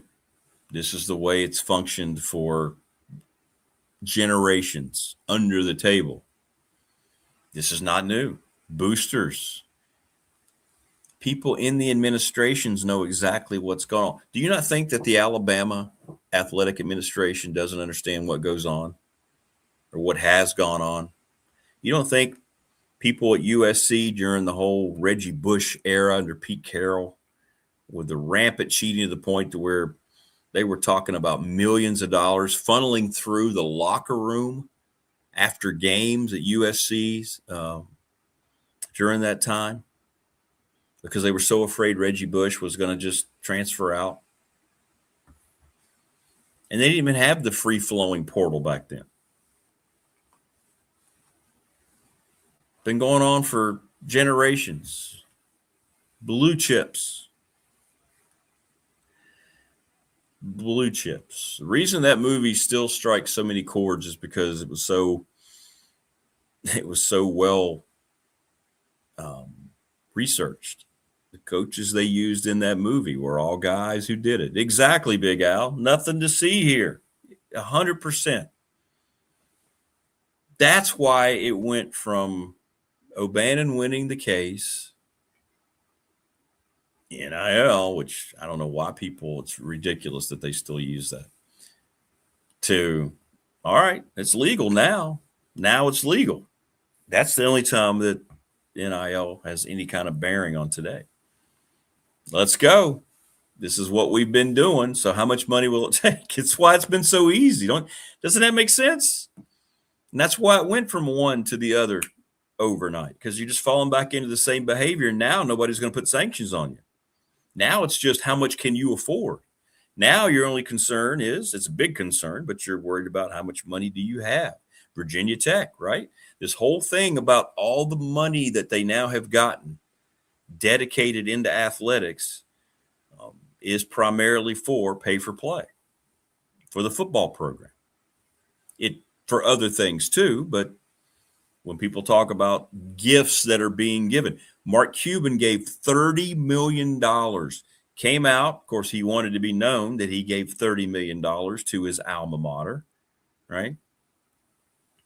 Indiana, I'm talking about. Indiana football specifically, that he said is earmarked to help with pay for play.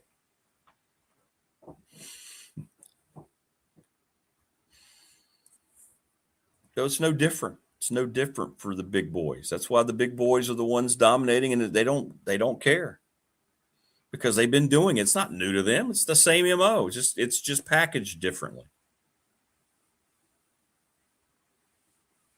Yeah, simply shed light onto an existing system. Now it's legal. That's all it is. You had the kid there in blue chips, right? The guy, I don't remember their names. Wayne, if you're still here, you're great at pop culture. But you remember the guy who talked about this is how much money it would take. My dad needs a tractor. Then later on, they show the brand new John Deere sitting there on the farm. I mean, guy drives the car, drops the keys off with someone. Here, you didn't die. I'm not here. Here you go. I mean, this isn't new. What are we doing?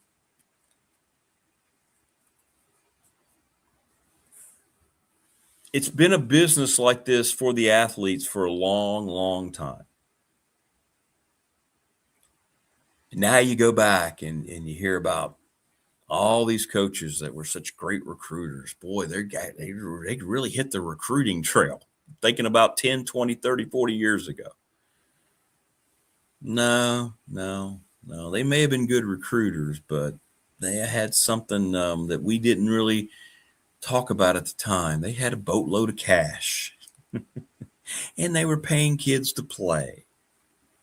They just found different ways to hide it and to distribute the funds. That's all it was. That's all it was.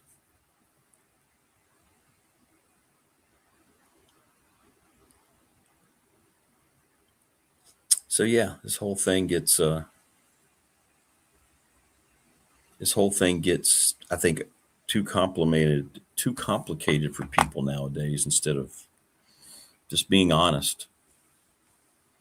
Yeah, we should have a Blue Chips watch party at a local theater. And I watched it again, Wayne, a couple months ago. 2 weeks ago. Just to kind of get reacclimated with it. And I'm like, every time, because I want to make sure when I reference it, I'm not over referencing it, and I'm not. It's exactly the way. But I think the dilemma of Nick Nolte is real. I think a lot of coaches were probably, and it's, because you had coaches at the time, Carnesecca and Jim Boeheim, Pitino, they were probably describing the anxiety they felt knowing they had to do that. And that's what Nolte's character does, right? He gives in. His conscience got to him at the end. They won. But at the same time, he caved at the end and left. He couldn't live with himself. But I think, Wayne, I think that's probably because of who they had contributing to the movie, especially. That's probably as accurate of a film portrayal we have seen of that to this day. It still holds up. If you haven't watched it, go watch it. Go watch how good. And Shaq is really good in that movie. Penny Hardaway is really good in that movie. Right. You're not going to take my mama's house and my job, are you? Yeah, we sure are. Of course that happened. What's up, Brian? Good morning. When I was being recruited in the 80s, those D2 and D3 schools just offered me an education. Yeah, exactly. Yeah, I mean, for me too. I never got offered anything. Of course, I wasn't an athlete to that degree where I could take it to the next level like you were. So that's why it happened. That's why it went from boom to boom. That's why. That's why.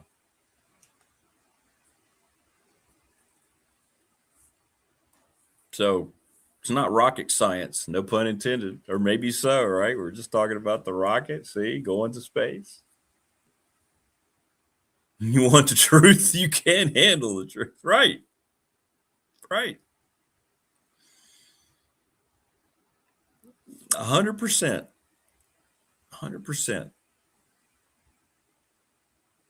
And now, you don't have to hide.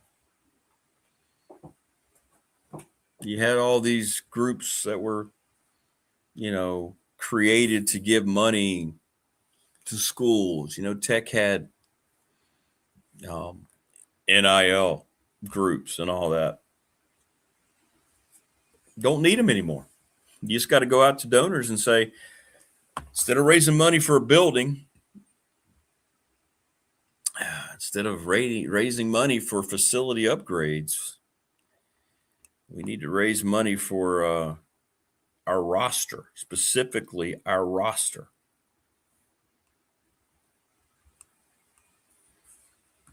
Okay. And I think there's a lot of people that have the means that understand that. And then they take pride in that too. I think you can get into an ego, which again, is that not personified? The guy who played the biggest donor, who had the coach, that guy, I have a feeling exists just about everywhere, right? That guy might be the best portrayal in the movie. What do you think, Wayne? The donor guy? He was terrific. But you get into that guy's ego and you keep feeding it and you keep accepting what they're doing, they're going to keep providing it. And now you have these just extremely rich owners, donors who probably sit around and brag about, well, here's how much I had to give you. Here's how much, blah, blah, blah. Oh, yeah, it's happening so much at the high school level. Yeah, and I'm not going to talk about schools, but I've heard it happens more regionally at high school than we think. You have a lot of offers coming. If you can figure out where the parents live and they want a star athlete to come play football or basketball for their school, usually it's football. The kids are being offered by people around the school that wants them. Here's what we're going to give you to come here and just transfer from high school to high school for 1 year. If you don't think that's happening, sorry. Sorry, you're not part of reality. But you're exactly right. It's happening. It's happening. And some places aren't shy about it. John Marshall, we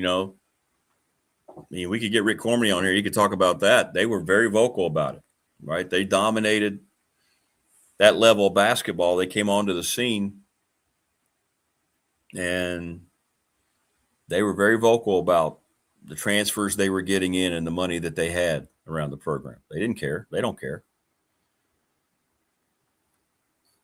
And when they were asked directly about it, they said, do you think we're the only ones doing this? Unapologetic. Completely unapologetic about the whole thing. But here's where we are. Here's where we are.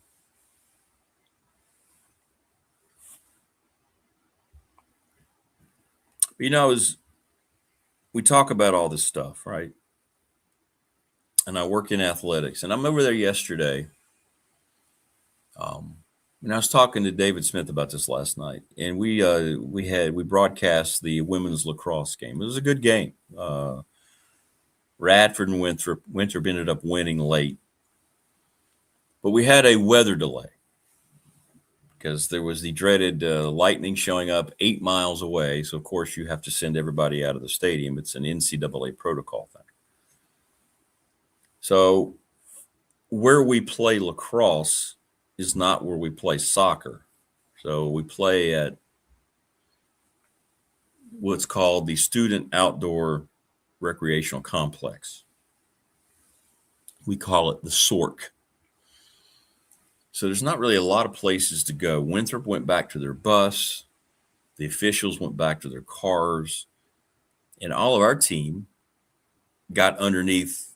There's a pretty big little canopy and a little holding place where the restrooms are. And there's another room. And they were hanging out around there to get out of you can't be out in the open on the field. And I was just watching those ladies. They brought out a speaker. And they were playing music, and they were singing, and they were dancing, and they were so happy to be on a team playing their sport. And I'm sitting there going, all the stuff we have to deal with. And you're frustrated because you're in a weather delay because the game's being held up. And you don't know how long you might be there. But I was sitting there thinking, this is the remnants of what's left of what it's supposed to be like. You think any of our lacrosse players are making any money? I can tell you right now, that's a no. Not a dime. My program only has 1 or 2 scholarships to even give out every year. But you know why they're on the team? They absolutely love their sport. And they were happy and I was thinking, this is why you keep having some hope that it's going to get, it won't. But that yesterday was just a reminder.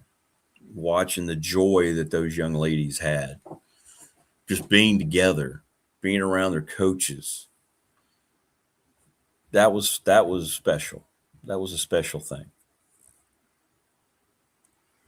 It really was. So it was a little bit of a therapy session yesterday. Just hanging around that team and seeing that. And, I think I needed that. I think I needed that yesterday. It was good. It was good. Crazy thing Thunder says about Blue Chips is it's been redesignated from fiction to current events. Correct? It was. It was pure common sense regarding the weather, but not regarding how to run the NCAA. Pure love of the game too, Wayne. Yeah, only dream as a kid. And I used to think about the same thing. You get a scholarship. Hey, I want to go to college. My parents don't have to deal with it, right? They can come and watch me play. I know, man. I'm with you. Never aspirations of, wow, what kind of contract can I sign here today with this group? What's up, Bandar? So, yeah. It's real, and apparently Alex Guerra is not going to join us today. I'm not getting a response. I don't know if he's preoccupied or something else going on. So anyway, we won't be talking Radford baseball today with him, apparently. But Dwight Vick's going to come up, and we're going to see where he wants to take the conversation, but we kind of already pre-discussed it a little bit. Like I said, his son is in the middle of all this. I mean, it's very timely. We're going to learn a lot we're going to learn a lot about the reality of the situation, I think, through Dwight and Isaiah Vick here.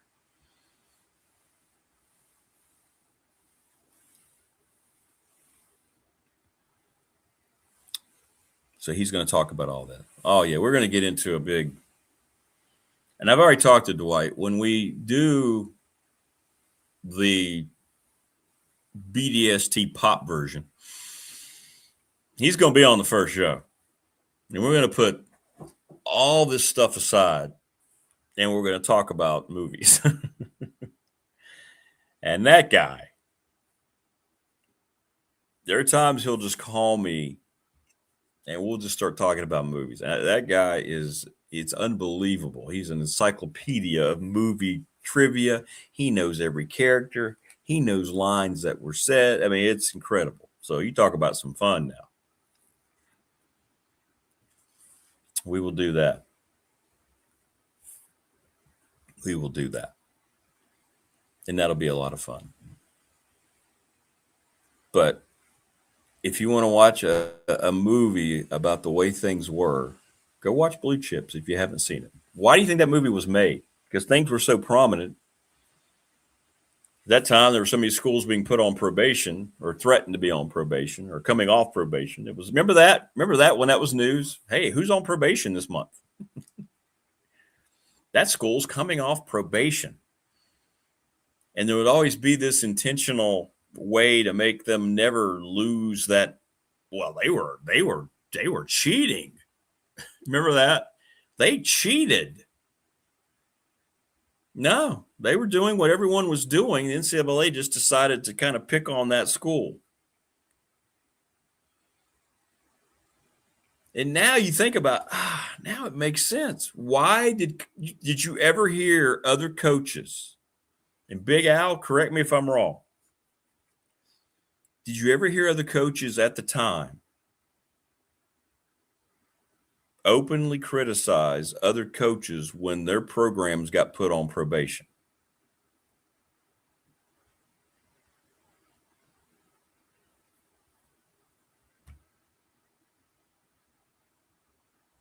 Right? Coaches didn't go around going, well, he's doing that, because they knew they were wondering, am I next? Are they going to come find out what we were doing?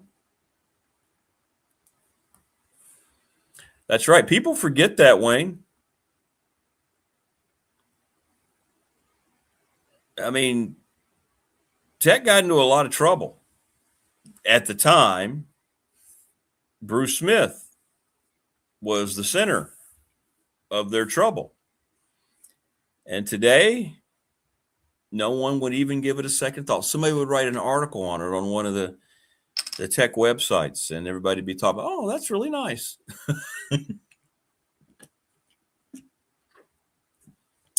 That's really, really nice.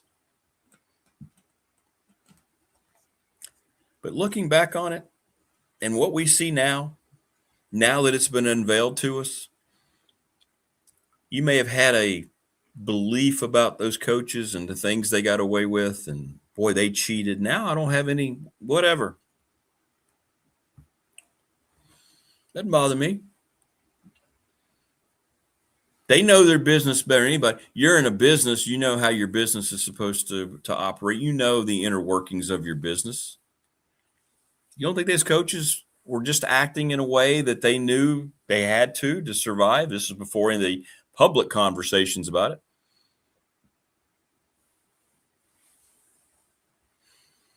You know, Morris, I agree with you. And I know the rules of the athletes have changed, which is the big thing we're talking about. But the way it's being run and the money being at the center of it likely hasn't changed. Why do you think through so many generations, certain programs have had sustained success over the years? Nebraska they ran the wishbone, for God's sake, but they had Tom Osborne. How much money do you think was coming in that program from friends of the program?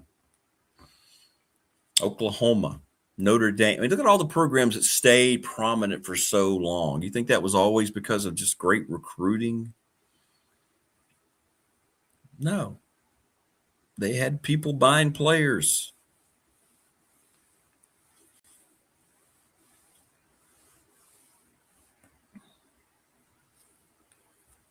Yeah, I mean, it's always happened.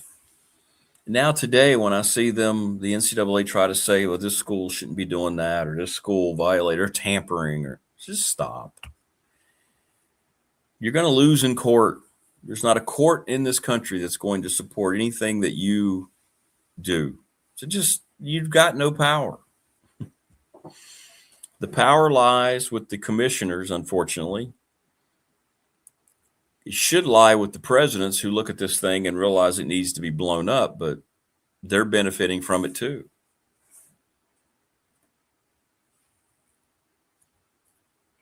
Yeah, you're right. In moments, I get that, Morris. Yeah, you're sitting there watching Tech and Radford play baseball. I get it.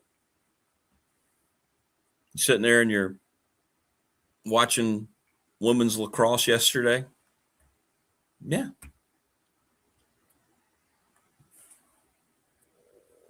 There's reminders. Yeah.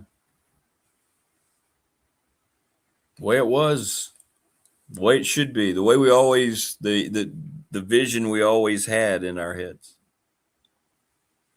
I want to thank all of our sponsors once again. We mentioned them several times, but they're the best. Sundown Electric, Professional Door Incorporated, National Bank, member FDIC, the attorney Ryan Pry in Radford, Little River Heating and Air, Pulaski County Sports and Entertainment, Louise Baker Team Long and Foster, McClellan Chiropractic, Mark Hundley, Family Fencing, sponsor of our studio, the NRV Super Bowl, Lawson's Mobile Home Supply, Ready Set Fund, ReadySetFund.com, National Bank, member FDIC. Thank you to everyone. If you know of anybody who would like to jump on board as a sponsor, give us a yell. It has been successful for our sponsors, and it's a wonderful thing. Wonderful thing. So we thank them, because couldn't do the show without them. And we're all part of the same community, and I'm glad to hear so many people have gotten feedback and gotten business and gotten people that have gone back because of the show, and that means a lot. My NAL in Little League was getting a pack of cards for every hit and 2 packs for a home run. Man, there was nothing like going to usually for me, it was the Dublin Pharmacy in Dublin, or going to a gas station to get snacks and then looking down and seeing a half full box of Topps baseball cards. Packaging always had that year's color, around the pack, but then it had like just the white baseball, and you'd be like, hey, Dad, can I grab a couple of those? The best feeling ever, man.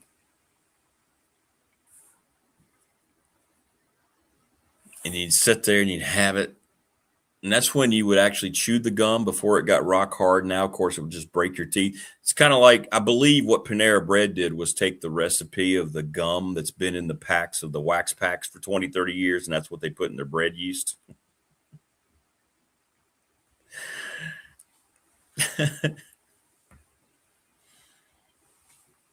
Yeah, they were a quarter with the hard gum.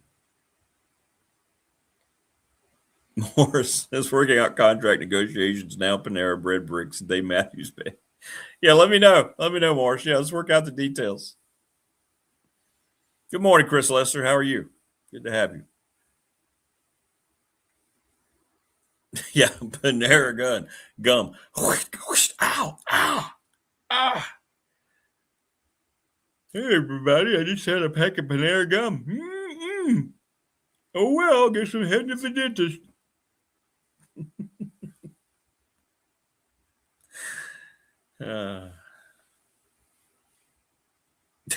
That's the good stuff. That's the good stuff. Dwight Vick's going to join us here, and then we'll talk about more of these things that are going on. But it's a good discussion, man. Good discussion. And I see now he's in the green room. And without further ado, there he is, the quintessential source for all things Tech football and really all things life as a human being. He's Dwight Vick. What's up, brother? Good morning. Hey, good morning. Can you hear me good? Can you hear me well? We got you, man. You look great. Let me get the comments off of here. There we go. No, I appreciate you, man. Man, we're jumping around a lot of different topics today. And, you and I were kind of discussing some things last night. Of course, I led off with the situation at Campbell, and this has gotten news. It's still going on this morning, man. People are talking about it. You got a coach basically saying, I'm out of here in college basketball because my university can't fund it. So it's crazy what's going on. It's crazy. Yeah, interesting thing about it is Campbell is when I saw that, then I actually saw it on Twitter X, and then I saw it, and I didn't know what to believe yesterday because it was April 1st. So then I saw it on your Facebook page, and I said, "Oh, it's legit. He did leave." But you know what's interesting, man, because their assistants have been in contact with my son. Like, they were recruiting Isaiah. So, you know, I was like, well, it's a good thing we weren't, you know, taking visits or, you know, with them, or, you know, we were like, oh, okay, we're going to come down. I mean, again, I don't know how that works when the head coach, because he took an assistant job at Louisville, correct? Correct. He's now the associate head coach, so he's making pretty good coin, and he's in a power league now. So, yeah.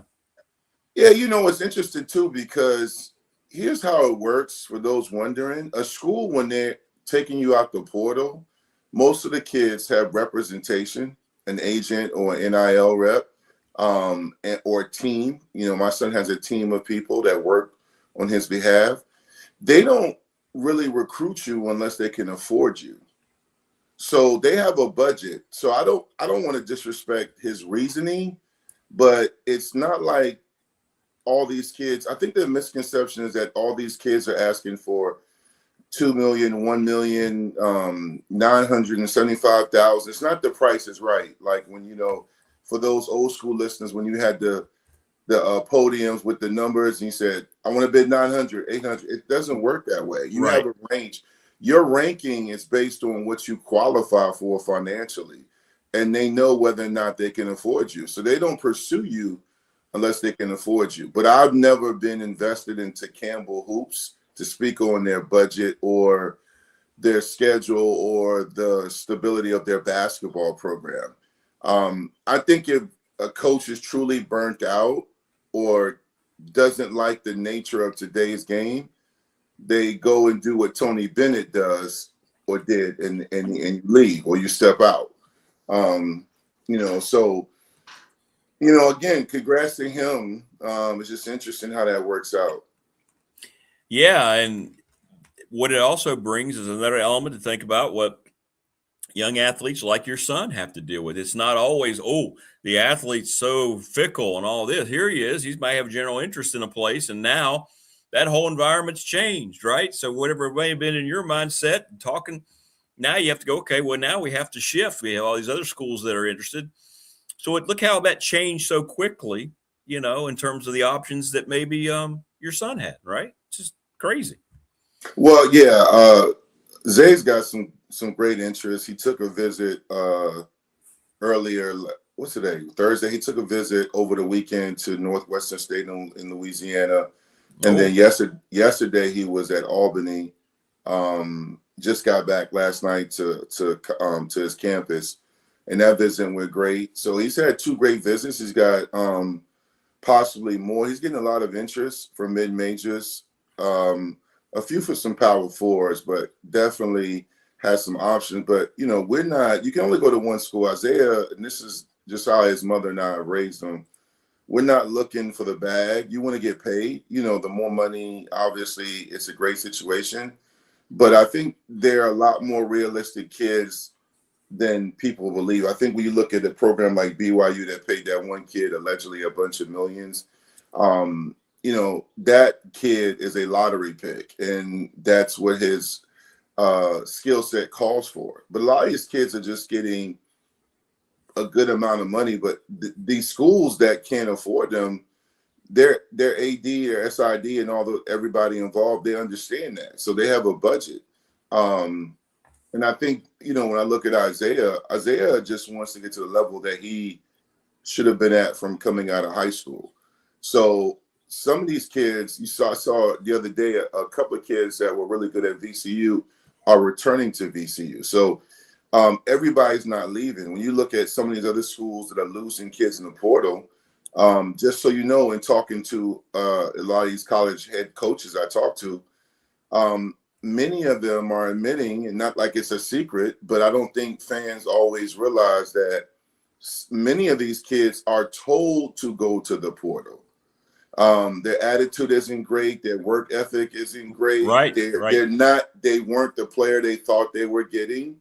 So it's a balancing of affording a kid, but also recognizing, does this young man or young lady fit our system? And I think that has to be taken into account.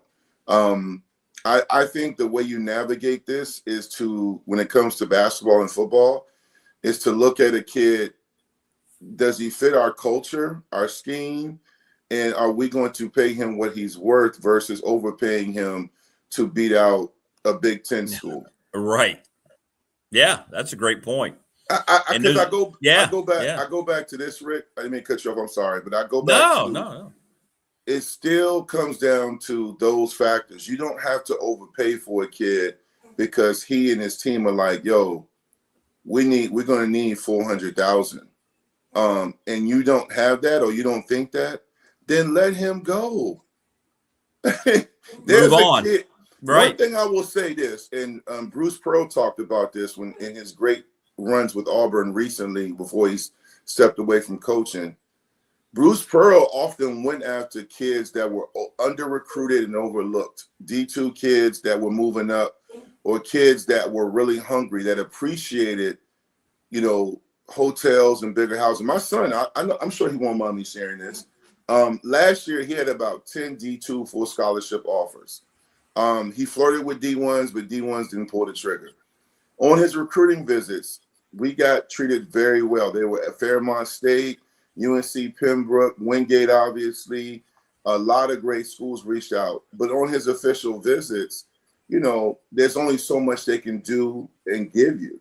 Now, on this one, he's got a hotel room by himself, and they're flying him this and this. So for him, coming from the lower level, he's more than gracious and humbled by the experience. Like, he was talking about having a room to himself. Some of these visits, they put us all in one room last summer, because of budgeting and things like that. So some of these kids really do appreciate. Then you have some kids who are like, hey, man, like one of my favorite movies, Blue Chips, with my guy Happy, when Happy found it out. You love Happy. Happy found out that Butch McCrae, lived in Chicago, and his mom told the coach, I want a job, I want this, I want that. I mean, it is what it is. You have dads, unlike me, that are like, listen, my son, we need a Hellcat.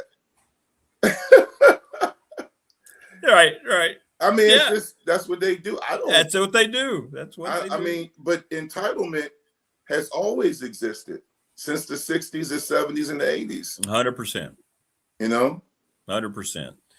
Happy, I think you and I mentioned this. Isn't Happy one of the most correctly written characters, probably the most accurate written characters we've seen in a sports movie like that? Yeah.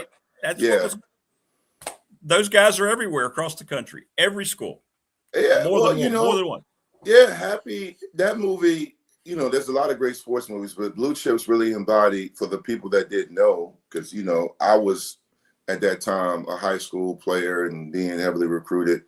But again, my mom and dad were happy I was getting a full scholarship and happy I was going to have a chance to play on the big stage. But I didn't want anything but what they could give me, and most importantly, an opportunity.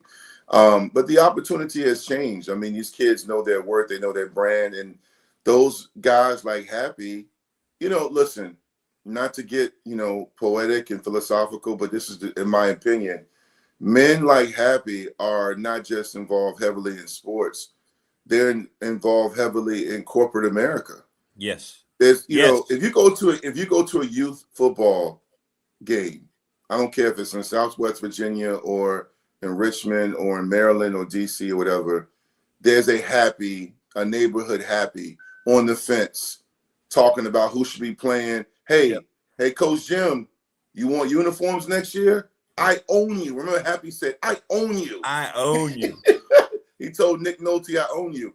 And then he said, and then he realized that Tony, that was majoring in TV, was the one betting on games. Well, he did the game where he basically, finessed it so, they would cover the spread. Right.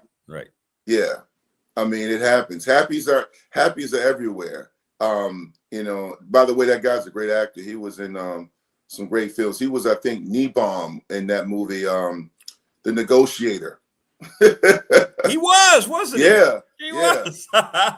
He's always, you know, some of those guys are great at playing jerks. Some guys and women get typecast. I know. And they're great at playing a certain role. He's always been a guy that just has that face to be a a-hole. Well, I was talking earlier. I said, whatever we do, like the pop culture channel, you're gonna be on the first show because we're gonna let sports go, and this is the kind of stuff we're gonna talk about, these movies, because you're just walking encyclopedia of movie knowledge. It's great. It's unbelievable. It's unbelievable. Yeah, movies and music are my music and movies are my therapy. But yeah, man, it's a crazy culture right now. But it is what it is. I mean, some college programs have learned how to navigate it, and some are struggling. And this is what I will say too. I was going back and forth with a fan, not like arguing, because I'm not going to argue with you. But I don't even know if it's a woman or a man, because he had no face or picture. But he was talking about the non-revenue, the Olympic sports struggling. When people talk about this, I don't dismiss the fact that those sports are important. But it always kills me because why don't y'all go and watch softball and baseball? Why don't y'all go watch wrestling? Y'all, the popular sports are football and basketball. We have 9,000 podcast shows and different coverage of football, right? The thing about Virginia Tech football that I find amazing, they're over 14 podcast shows about a team that can't win 5 games is amazing to me. I mean, think about how many shows we have covering a team that can't win 6 games. That are just Tech football. Yeah, just Tech. I mean, you got UVA, Maryland, there's other programs, but I always said if Tech ever started getting back to the days of dominating college football, it's going to be great because we have the coverage, we have the fan base. I just find it amazing because down the street, you'll have a nationally ranked softball team, a golf team, a wrestling team, but we don't have the same coverage. We don't show up the same, but then we say, oh man, NIL is taken away from those. You don't even go to those games. you don't even go to the games. So be consistent with your efforts. That's true. They could donate to those programs, couldn't they? They sure could. It's their dollars, absolutely. Yeah. I got my oldest daughter who is cut from my cloth. She is me when we're very outspoken. And we're very insightful. And she's going to be a licensed psychologist like me. She's going to go into psychology. Wow. Cool. Yeah, she graduates from ODU in May, and then she's going to go on to grad school. She applied to Radford and got in. She applied to Tech. She's still waiting to hear back, ODU and some other in-state schools. But she was talking about fairness with the athletes and how much money they make. And then she was talking about some of the other smaller sports programs. And I said to her, and she laughed and said, okay, you got me. Because I said, well, do you even go to the women's games at ODU? And she was like, well, I've been meaning to go. I said, well, hold on. You can't talk about fairness when as a student, you're not even supporting the other sports. So I'm not, for those in the comments, I'm not judging people's efforts. I'm saying that it takes the collective effort to make sure these other programs survive and sustain the new era. You look at Maryland, when they left the ACC to go to the Big Ten, Under Armour helped buy them out and get them into the Big Ten because Maryland, the people from Under Armour are Maryland Terp grads, the founders of Under Armour, right? But the thing about it is that Maryland, in order to survive, because they weren't making a lot of money with their non-revenue sports, they weren't able, and football is not their calling card, it's basketball. Well, the reality is that they got rid of a lot of Olympic sports to be able to go to the Big Ten and get part of that Big Ten revenue sharing. Now, with that being said, with football, before they went into the Big Ten, this is when they were in the ACC, when Virginia Tech was really, really good, Florida State was good, Miami.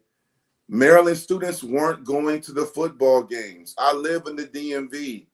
Maryland students were complaining about games starting on Saturdays at 12 o'clock. They were talking about this. I remember when Virginia Tech would go to Byrd Stadium and take over their stadium. So you talk about revenue and money. A lot of it starts with culture and having student support, community support. One underrated factor with Virginia Tech, while Virginia Tech over decades has been able to sustain even mediocrity and underachieving, is the fact that Southwest Virginia is the foundation of Virginia Tech. So the community around Virginia Tech continues to support it. The Radfords, the Floyd County, Roanoke, Christiansburg. People don't look at that. Your college towns, the town has to be married to the sports programs. Yes, NIL is a big factor in collectives that donate and pay, but your communities have to understand this is part of our community. If Southwest Virginia didn't support Virginia Tech, you would have a bigger problem, because most of the fans that come to football and basketball games are from that community. The rest are casual fans or parents or family members of the players. The majority of those other people are community members, but people don't look at that. Maryland is in a very metropolitan area. It's a transient area, so a lot of people could care less about college sports up here in the DC area. Right, This is a pro sports area. Like in like Boston College, we always talk about how Bill Roth always talks about how you find the write-up of the Boston College football game on page 9. Yeah. Because they've got too many other things going on with pro sports teams. So it's not even in the forethought of anybody up there. And community support is huge. It's the same thing in other places where they're not like, look, respectfully, even though they had a phenomenal year last season, Miami Hurricanes, when they left the Orange Bowl and went to, it's changed so many, I don't know, pro players, whatever it's called now, that's an NFL stadium. And they're in the NFL NBA town. So Miami, I've always joked about their fans being front runners. The Miami Hurricanes have a great fan base, but at the same time, they're in competition with a lot of other teams, the Miami Heat, the baseball team, the football team, the Dolphins. It's very hard. Where Virginia Tech's in the prime location. You can criticize Southwest Virginia for being tucked away in the mountains, but that community is a big part of why it's successful. And it's a big reason why you're able to maintain and transition into this new era of collegiate sports. But as you said it, sounds like it. So Isaiah's having a very positive experience, though, right? He's just enjoying this pride, which I like to hear. He deserves that. So that's cool that the whole thing is keeping him upbeat and happy. So. I think it always starts at home. I think you have parents like myself and my wife who understand that you're still going to get an education. Like even when we was coordinating visits, I was like, hey, make sure you talk to your psychology and English professors to make sure they know, email them, you're going to be on a flight, you're going to be traveling, but go meet with them during their office hours to make sure you're staying at the top of your schoolwork. Isaiah's, he's a Vic, so that's going to turn heads, but he's also a very, very good basketball player. But he also understands that wherever I go, I'm going to play a great schedule. Like, say he goes to Radford, the Big South is a great conference. It's a great opportunity to play at a high level, at the highest level in collegiate sports. So his experience is good because his team is not also, they're not asking for ridiculous amount of money for a kid that, as good as he was last year, has to prove himself at this next level. And I think that's what has to be done. You don't really have to, you don't have to reinvent the wheel with this stuff. I just think ADs and college coaches have to realize if we can't afford this player, we're not going to overpay for him unless we really feel like he's a once-in-a-lifetime player.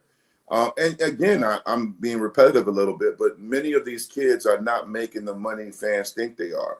I think some of the programs that are struggling to tread above water, financial water, are the programs that keep losing players they're investing in when they should have never invested in that player in the first place, right?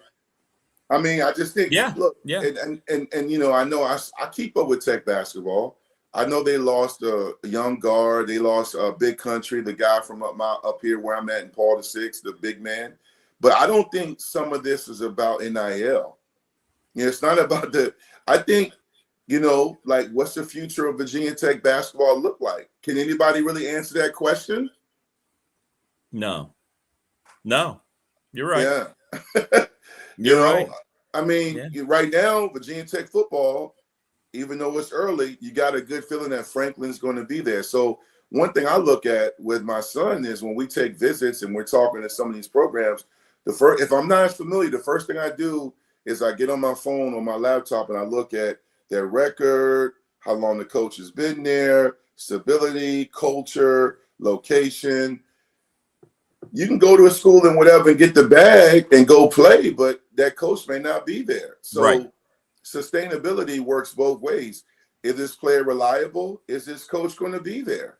So some of this is not just kids moving because they're disgruntled. Some of these kids are going and getting the bag and going to a better situation. Some of them are being told to leave, and some of them also don't know if the coach is going to be there. I mean, think about the players at Campbell who decided to return. Think about the players that said, hey, coach, when they did their exit meetings at the end of the season, I'm coming back, coach. Here's my, I'm going to keep this. So can we go up 10,000? Can we go up 15,000? Sure, we'll get back to you. And then you're like, wait a minute, yo, coach just sent us in the group chat, Louisville, he's leaving? Now I got to jump in the portal unexpectedly because I don't know who the coach is going to be. This happens at D1, D2, and D3.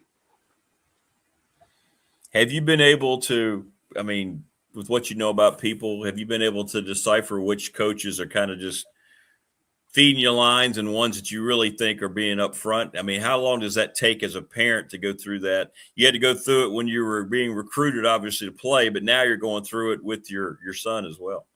Hey, Rick, not long at all. I'm a veteran in this business, man.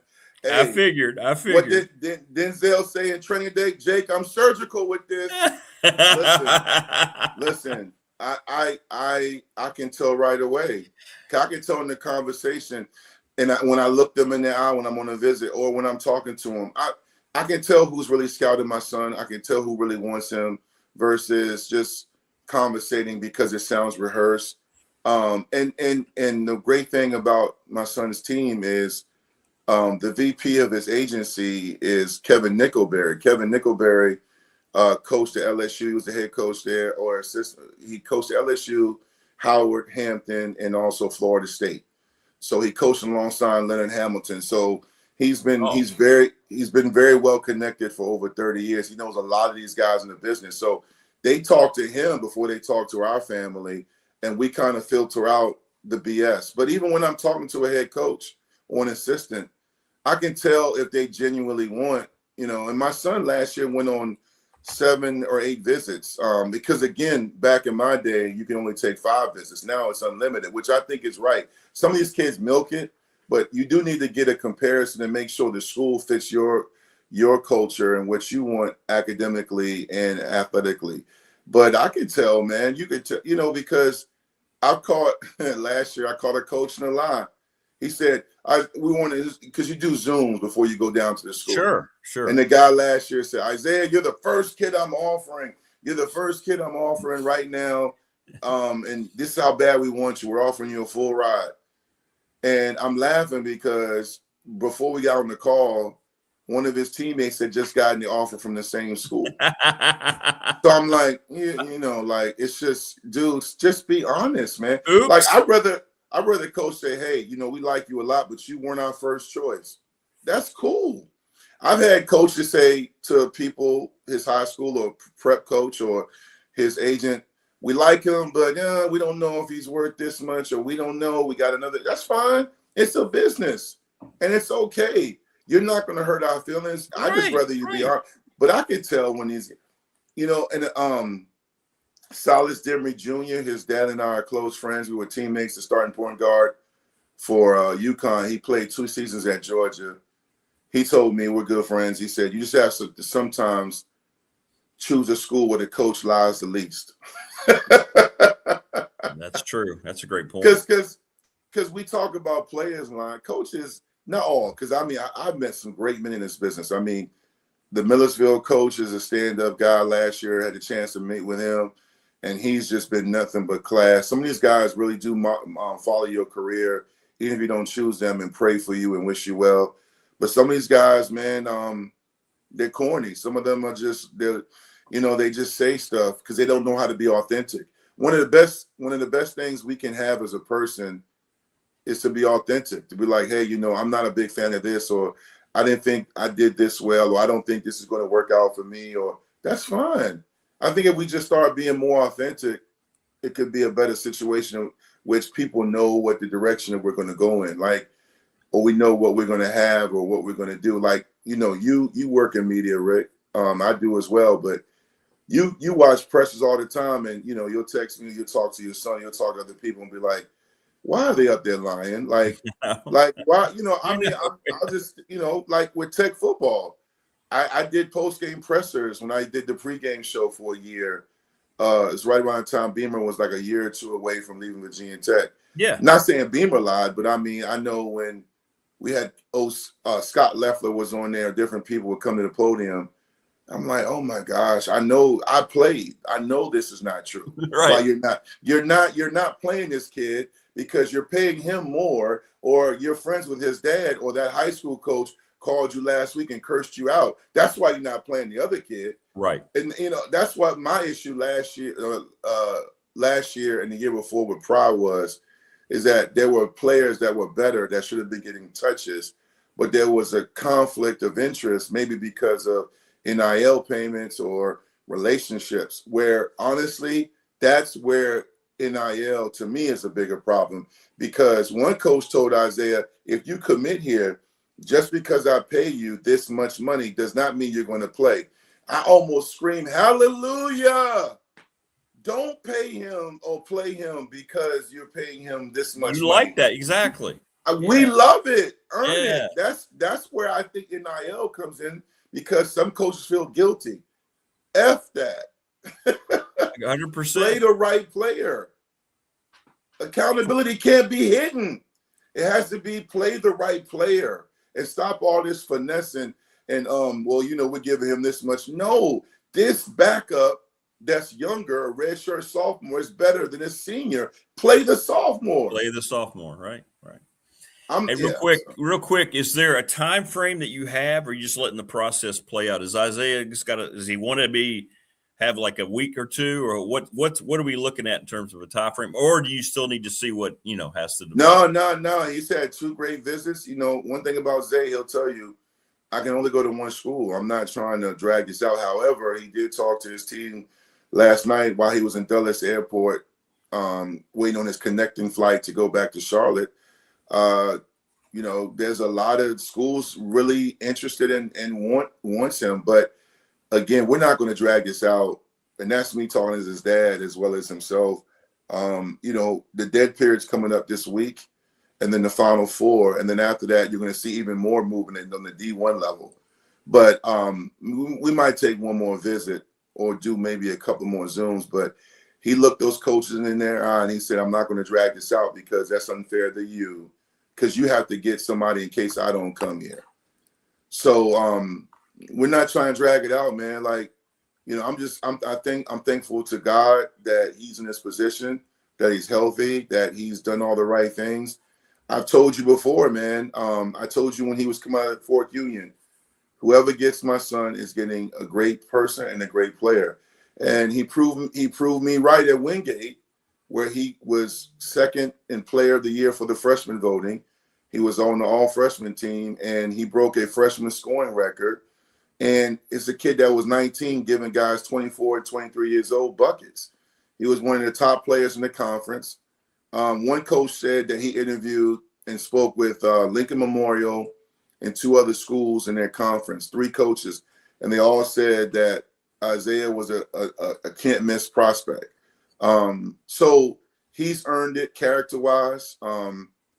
I thank Wingate for everything they've done because they saw what I saw in Isaiah. But I have no doubt that even if Isaiah was to go to Virginia Tech, I would be saying the same thing. I think my son can play because he's a new school kid with an old school mindset. So and that's rare. He still values hard work. He still values running stadium steps, getting up early, running a mile, putting the weighted vest on. He still values, hey, I want to win. I don't want commercials. That's cool. Like, I'm not knocking the Boozer twins, but that comes because those kids put in work. But if you ask Isaiah, he wants to win. He wants to play in the tournament and see his video, his face on that One Shining Moment video. He wants to. He's always. I used to let him stay up late when he was a kid to watch that. Yeah, so that's what we want, man. And I do thank y'all for all the people that I know. He's not a Hokie or he's not at Radford, but he's got a lot of fans that know me and our family that show him love on Twitter and Instagram. So I really do appreciate that because he's not on your favorite team, but you recognize his talent. So we're grateful for that, Rick, and I appreciate you always checking in about him, man. Yeah, it's great, man. I can't wait to find out where his destination, where his journey concludes here this year. It's great. It's great. Yeah, the crazy thing about life, I know we got to wrap up, but the crazy thing about life is wherever he goes, God and life have a way of working things out. Sports is the best reality TV show. So it could be one day where he's playing on a team against a team that you and I cover. So you never know how that works out. I know. It'll be cool. Yeah. We'll go up and ask for an interview. Hey, Zach, come here and talk to me. Yeah, exactly. Yeah. All right, brother. Well, listen.